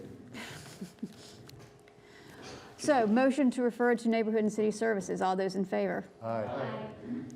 All those opposed? Neighborhood and city services. Sorry, I was getting ahead of myself. So committee items. Committee on Economic Development, we had a good meeting on Ordinance 98 parklet legislation last week. We have another meeting scheduled for the 23rd at 6 o'clock here in City Hall chambers. Hopefully by then, we'll be able to pull together the numbers we're going to be discussing. We've invited a few more people, but that is on the 23rd. Market Landing Park, I will set up a committee of the whole to discuss that further. I would like us to remember that there is a schedule in your packet for what we are expecting for Sasaki to do, and I would like us to remember that when we're discussing it. So I'll set up a time for that discussion as well. Budget and Finance. Thank you, President. So I'm going to make first a motion to approve order number 00317 as it was amended in committee. That is the loan order for $600,000 for the bulkhead. Second. Okay, thank you. And prior to voting on this, I'd like to make a motion to waive Rule 7J. Thank you. So on the motion to waive, 7J, we just talked about 7J, but 7J in our rules requires that bonds in excess of 500 remain in committee for 30 days or one meeting cycle. But due to the timeline needs of this and the grant being applied for, we were asked to turn it around quicker. To make sure we are good with bond counsel, I'm asking you to waive. So if I may, President, have a vote on that first and then later on the approval. All right. So everyone knows what we're voting on. Motion to waive Rule 7J. If I might, for bond counsel, we should probably do a roll call. Yes, please. So this is first and second, motion to waive Rule 7J for Order 317. Councilor Cameron? Yes. Councilor Khan? Yes. Councilor Lane? Yes. Councilor McCauley? Yes. Councilor Veston? Yes. Councilor Vogel? Yes. Councilor Wallace? Yes. Councilor Wright? Yes. Councilor Zede? Yes. Councilor Donahue? And Councilor Shan. Yes. Okay, back to the underlying matter. So this is a bond order coming in to basically fund a cost share towards a potential grant that we hope to receive in support of repairing the bulkhead. So I won't bore you with the details because we had a presentation on the bulkhead, but essentially this equates to a roughly 20% match. We did have a detailed conversation in committee. It was committee of the whole, and we had nearly a full house. So I think most participated, but for the benefit of residents and those watching, long story short is that we sort of are being encouraged to apply for this grant. They had asked us or suggested to us, let's call it, to apply for $3 million, which would make the 20% cost share $600,000. Later on, they seemed to intimate that maybe it'd be more like $2 million. So it's somewhere in that range that we would hope to get. In either case, it will not be sufficient to complete, unfortunately, the full, sort of necessary part of the bulkhead, which sort of starts at the embayment end and goes down to the end where the harbor master's facility is. So in committee, in terms of after completing our discussion, we did make an amendment. It is coming out as amended, and that is to change the amount from just saying straight $600,000 to $600,000 or 20% of what the granting amount is. So in other words, this bond authorization is valid provided we receive the grant, and it's valid up to a maximum of $600,000, but would be limited to 20% thereof if for some reason we did not get the full $3 million. Finally, just for residents, the embayment will be the part that is prioritized in this, as that seems to be of great interest to the granting authority, and as well as to us. It does need, the whole bulkhead needs to be resolved or looked at, but this would provide us a path. The grant is due very soon, and we would hope to hear sometime this year, perhaps. And so with that said, the committee voted 3-0 to approve or suggest approving the amendment, and then 3-0 to recommend to you approval as amended. May I have a clear motion approved as amended and seconded? I know you mentioned it before. Sure. I'll make another motion to approve. As amended? As amended. Second. Thank you. Thank you. Any discussion, further discussion, questions? All right, all those in favor? Aye. Oh, roll call. Sorry. This is a motion approved as amended, bonding item 317. Councilor Cameron? Yes. Councilor Khan? Yes. Councilor Lane? Yes. Councilor McCauley? Yes. Councilor Preston? Yes. Councilor Vogel? Yes. Councilor Wallace? Yes. Councilor Wright? Yes. Councilor Zede? Yes. Councilor Donahue? Yes. And Councilor Shan? Yes. Thank you very much. Thank you. Next up is a motion to approve transfer 00117, Harbor Master retained 54.9 to Navigation Channel, same amount. Second. So we did have some folks from, actually a number of folks attend Budget and Finance to speak to this, including Paul Hogg, the Harbor Master. We had the Chair of the Harbor Commission and another member as well. We also had some folks from, we had Wilbur Schenk, the Chair of the Waterfront Trust. To give you a brief primer on this, As we all know, the Army Corps of Engineers is slated, hopefully, to dredge the Merrimack River this coming fall. And that's a whole process if you're interested in learning more, but it's been working its way through at somewhat of a glacial pace. But they will not dredge anything out of the federal navigation channel. And then if you look at the map, the nav channel basically runs straight out the middle of the river, for lack of a better way to explain it. But many boaters typically hug the north jetty. And so as a result, the harbor master feels it would be in the interest of boating safety, public safety, if we could dredge that area as well. And the most cost-effective way to do that would be to glom on to the larger dredge project in an effort to use the same contractor who's already mobilized and already in the area. So this 54,900 is not to actually do the work yet. It is to do the design and permitting. Being the ward counselor, I can say that there are a million alphabet agencies that have jurisdiction in one way or the other over the river, from all the way from federal, Army Corps, down to locally more at the state level, like coastal zone management, and there's a whole host of them. So this cost would be to pay a very knowledgeable consultant, one that's around Plum Island all the time, to do that design, and then to be able to go through the permitting so they'd be in a state and a place to do it. Now, when it comes to actually doing the project, it's estimated to be somewhere in the $175,000 to $200,000 range to actually do the dredging work itself, with the intent being that the sand removed from there, along with other sand, could be placed onto the beach, which is much needed at Reservation Terrace. The last and maybe in some ways very important part is paying for it. So, and actually paying for the work and in fact helping pay for this. So there are some different funding sources that were discussed in committee. First is the Harbor Commission is certainly very well aware of this project and indicated a willingness and interest to help pitch in. Obviously this is coming from their retained earnings, but to pay further out of their retained earnings to support this project. The Waterfront Trust also spoke, the chair spoke on behalf of the board and stated that they too are very interested in this and are aware of it. And so I think I got my notes mixed up there, but okay. And then finally, we also asked about other municipalities, because this isn't our mouth of the river, it's the mouth of the river. So there's certainly Salisbury and then other upriver communities. And Paul Hogg indicated that he is in talks with the town manager in Salisbury, and we hope to be able to come in with a cost share for this so that they would hopefully help pay half or so, including backfilling some of this 54.9, but for timing purposes, they didn't feel they could get it done. Others were suggested to talk to other upriver communities that, again, use the same mouth if they could pitch in too. So I think the hope is there that when this comes up and is ready to be funded, those details can be filled in and councilors will feel comfortable with that. It was 3-0 in committee with a recommendation to approve. Thank you, Councilor Z. Further discussion or questions?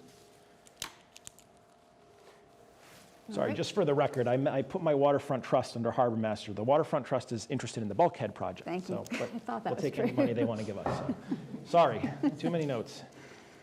All right, so if there's no further discussion, all those in favor? Aye. All those opposed? All right. Next is a motion to approve transfer 00116, general fund free cash, $15,000 to parks maintenance of trees in the same amount. Second. So we had this in committee. Prior to committee, Lisa Reed and Mike Hennessy were able to provide some answers to questions. Every time trees come up, it's typically the same common things: how many trees were taken down, how many were planted.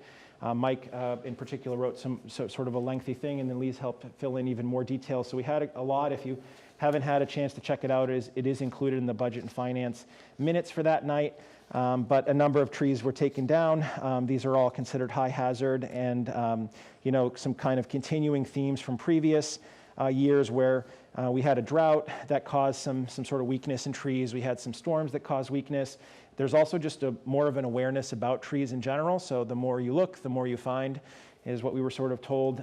This will help to remove, this money in particular will help to remove about 7 to 10 more trees. Currently, the account is in deficit. Because some trees had to come down. We did discuss in committee, for the benefit of new councilors, that individual lines can go into deficit as long as the category remains net positive, with very few exceptions like snow and ice, for example. So we addressed that. So Ethan Manning, Finance Director, provided us with some information on that. Some planting has been done, but primarily or almost entirely funded this year by private donations and CPA. They've planted about 11 trees, and there is some surplus available, so they hope to continue that. Again, in the full detail provided in the committee minutes, you're welcome to check out a list of the removals as well as the additions. And in the end, we came to a conclusion to recommend to you to approve 3-0. Thank you. Councilor Wallace. Thank you, Council President. I will be approving this, but I would just like to mention that looking forward, now that we have a new mayor and a new chief of staff, that we perhaps plan ahead and use the resources we have in-house for some of these hazardous tree removals, because we do have a lot of very good tree removal equipment at DPS. I realize there are staffing issues, but maybe that's something that can be looked at going forward. We hear that over and over again, sharing of resources, and I would like to see that, attempts made at that. Thank you. Thank you, Councilor Wallace. Further questions? All right, all those in favor? Aye. All those opposed? All right. Next up is motion to approve order number 00318. This is authorizing a lease to Port Media at the Senior Center. Second. So in your packets, you had the full lease the first time around, and then, inconsistent with our rules, the whole lease wasn't in the packet again, but it was available there. Let me give you the long and short of it. This is a 5-year renewal of this lease. This is the space that is in the Senior Center to the right if you're walking in. If you haven't had a chance to visit, they are more than welcoming and would be happy to have you visit anytime to see. It's not a very large space, but it does house a studio area and then sort of some editing stations and a few offices as well. I have learned recently, but I think we also learned in committee a lot about how NCM works and so forth, but its primary mechanism of funding is essentially some sort of tails off of Comcast, and there's a whole sort of unfolding change in that industry and reticence from cable providers like Comcast to pay that little residual fee, which was always used to support public media and public digital access and so forth. We did have Sarah Hayden and Sarah Blackstone attend, and they kind of talked about some of the initiatives they're doing and how they're looking at things and trying to develop a way to be sustainable. We didn't have a ton of discussion on the lease because there really weren't any specific questions. We went, everybody read through it. We did talk a little bit about the typical stuff, termination clauses, liability, and so forth, and they all checked off okay. The 5-year term checked off okay. And then finally, we just talked about one of their initiatives, which is to create a new tech advisory council, with the goal being to help bring different people together who know about technology, really to assist the city in whenever buildings are being built or renovated, or when there are technology purchases and there's an implication for public digital access like this room here and Zoom and all this stuff, that there would just be an opportunity to bat around ideas and try and come up with the best possible solution, and also just to enable them to be able to hook into that equipment properly to, say, be able to broadcast a meeting or an event and so forth. And it's a very positive thing, and I think that by bringing those folks together, they really talked a lot about the digital public square, and that sort of public media is changing, but the need is the same. It's just about getting information out and how they fit into that. So after much discussion, the committee, recommended approval 2-0, 1 absent at that time. Okay. Further comments or discussion? All those in favor? Aye. All those opposed? Should we do a roll call on a land? It would be a good idea. Yes. Because it's a franchise. On a lease? Yeah. Okay, Sorry. Shall I go forward? please. This is a motion to approve Order 318. Councilor Cameron? Yes. Councilor Khan? Yes. Councilor Lane? Yes. Councilor McCauley? Yes. Councilor Preston? Yes. Councilor Vogel? Yes. Councilor Wallace? Yes. Councilor Wright? Yes. Councilor Z? Yes. Councilor Donahue? And Councilor Shan. Yes. Thank you. Just 2 more. Motion to approve transfer 00115, receipts reserved for appropriation fuel, $50,000 to DPS highway fuel oil in the same amount. So just really quick for the benefit of new councilors, this is a pro forma transfer. We do it all the time. Basically, DPS buys all the fuel for all the departments. They pay into an account, and then this is how we move the money so that they can actually pay for the fuel. So it's not the first time you'll see this, and it certainly won't be the last time you see it. So committee recommended 2-0 there as well. Further discussion? All those in favor? Aye. Aye. All those opposed? Last one is a motion to receive and file communication 00384 FY22 mid-year budget report. Second. So this is our mid-year, it's already mid-year, the fiscal year, of course, and Ethan Manning, Director of Finance, has provided all of us with a report. I'll just give you some of the quick highlights. Ethan reports, more or less a return or a rebound to pre-pandemic levels in most areas of the budget, particularly on the revenue side, which is interesting. Enterprise funds have also recovered. Interestingly, water and sewer, for example, actually had a bump as folks were at home more, right? And so they were using more services. So what he means by stabilizing is things can look down, but we're actually normalizing back to more historical norms for these.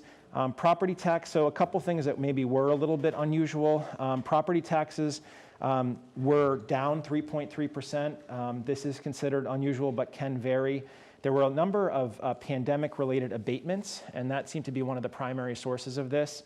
And so we did talk about that for a little bit. And in further discussion, we kind of learned a little bit more about some basically accounting issues where abatements are filed in the previous fiscal year, but then they take time to show up in the new fiscal year, so you can kind of see a little bit of bounce there. Room occupancy tax, if you notice that, was up 94%, which just jumped out at everybody. This is the one where Ethan says, yet to return to a normal year, whatever normal is anymore. So short-term rentals are the primary driver, I think, of that, and that's a whole discussion unto its own, but it was a big number. License and permits line was also up 70%, so that probably jumped out at you. It was basically driven primarily by one building permit at 3 Boston Way. So, we don't know that permit alone was $240,000. Without that, it still would have been up a healthy 12.2%, but clearly exploded with that one. Licensing commission fees continue to be waived, so you're going to notice that sort of fell off there. Mid-year expenditures are sort of where they were. Legal fees, we are expecting to incur some additional costs, so that was flagged as a potential where we'd see additional transfer as a result of some of the litigation and so forth the city's involved in. And then finally, we just had a discussion about, to expand on those abatements, a number of the abatements were actually to businesses, but not for their land or their building, but rather for what they call personal property category. So these are things like equipment, cash registers, clothing racks, fixtures, or furniture, which do incur a personal, yes, we all had that same sort of eye squinting reaction, like what is this all about? So there is personal property tax that is levied on those items, and during the pandemic, as a result of closures, businesses were able to rightfully apply for abatements and receive some. This is not a monstrous number or something crazy, but they were able to successfully do so, and Jill Brennan, our assessor, via Ethan Manning, did provide us more information. If you wish to have it, I'm happy to forward it to anybody. So once again, in the end, 2-0, recommending to you receive and file. Further discussions or questions? All those in favor? Aye. All those opposed? And I'll just wrap up by saying that our next standing meeting will be Thursday. If we don't have anything committee of the whole, but if something piqued your interest, feel free to come. It'll be 6:30. And we had about 4 things or so referred to us tonight, and all of them will be docketed accordingly. Thank you. Thank you, Councilor Zaid. Councilor Khan, Education. Great, thank you, Council President. The Education Committee met on February 8th. It was really actually helpful to meet the day after the school committee meeting, which was on February 7th. You'll see Communication 389, which we received and filed tonight, and I really encourage all counselors, if you want to see the preliminary kind of initial stages of setting the budget for the schools. This presentation, in my time of seeing school budget presentations, it's the first time that I've seen it presented this way and really just taking it in different pieces. So level services is what they focused on February 7th.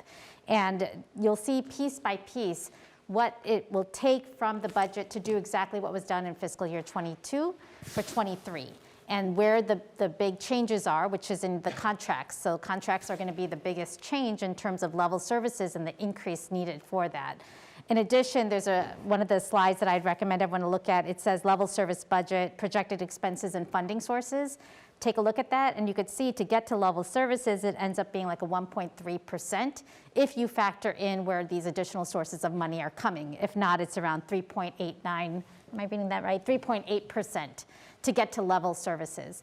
The next presentation will be on March 1st, at which point the school committee is going to then hear from the principals and tie in the strategic plan goals and try to put them in some type of a monetary way of what it would take for their budget to reach some of those goals. So I encourage everyone on March 1st will be that next meeting. Our committee just got a chance to hear from the superintendent, and then we also shared what was going on in city council. And yeah, so if there's any questions, do let us know or participate in the next education meeting, which will be on March 8th. So we're meeting monthly. Okay. So thank you. Can I just ask a quick question of the chair? Sure. Just, do you know the schedule for the contractual negotiations for the contract this year? Do you know if it's like now or just any idea, or could you ask at the next meeting? Yeah, no, I could definitely ask. We have the mayor here too, who I don't know. The teacher's contract, like, are negotiations open now, or Yes, they're open right now? Negotiations right now. So, sorry, Chair. So through the chair, do you anticipate that we would have a result prior to the budget being introduced or after the budget being introduced? May, so like roughly in May, before or after? If they go like they did 3 years ago, I would say before, but I'm not Okay. part of the negotiations, so it's tough for me to comment, but I would say before. The idea is that for it to be before. Okay, thank you. Thank you, Chair. Can I just say one thing? I'm speaking, but the budget meeting, they had moved the date, so it's March, it's the Thursday of that week, so it's March. Oh, they moved the date? 3rd, yeah. Oh, thank you. Thank you, Mayor. Thank you. Is that all, Councilor Khan? Yes, thank you. All right. General Government, motion to approve appointment 296, KP Law as our city solicitor. Second. All right, 2 weeks ago, we did have a good meeting with Mark Reich from KP Law. We asked him many questions, discussed issues that they were seeing throughout the Commonwealth, and it didn't sound like Newburyport was seeing anything very different than what other communities are seeing. So I do plan on having the KP come in on a quarterly basis, so folks have the opportunity to speak, and we obviously have our executive session tonight. So the committee did vote 3-0 to approve KP Law through the next year. So, questions, comments? Motion to approve. Second. All those in favor? Aye. All those opposed? KP. All right, so that's it for general government. License and permits. Nothing to report tonight. All right, neighborhood and city services. Nothing to report. Planning and development. Thank you, President. We have our joint hearing, which is also posted as a committee of the whole for the short-term rental unit ordinances, and that will be on Wednesday night at 7. It will be remote. I think we're still kind of working out with at least planning board how to handle meetings, so that will be remote. And everything is, and if you go to the city calendar, all the historical stuff, including the cleaned up versions, are there. And again, thanks to Councilor McCauley for putting a ton of legwork in on this, and hopefully we'll get it done. Thank you, Councilor Cameron. Public safety, Councilor McCauley. Council President, nothing tonight, thank you. All right, public utilities. Nothing Councilor. tonight. Rules. Thank you, Council President. We obviously have to approve the rules that we spoke about at the retreat. So we need to coordinate that, and I will do that, and we'll get that out to you, and we'll meet on it. All right, thank you. Good of the order. Councilor Z. I just did have one request, President. Is there any way we could reschedule the October 31st meeting away from Halloween? You don't want to dress up on Halloween? We did this one year, and I had to leave my kids from trick-or-treating, so I don't have a proposed other date. I'm just asking if you could kindly consider that. Any, whatever. I don't even know. Second. I would second, third Yeah. that, yeah. Thank you for any consideration, And I that's was all. so waiting for everyone to be dressed up that night. All right. Where was this last year? Yeah, where was our carnation, Mayor? All right, with all that being said, we do need to go into executive session. So we need to adjourn from this meeting.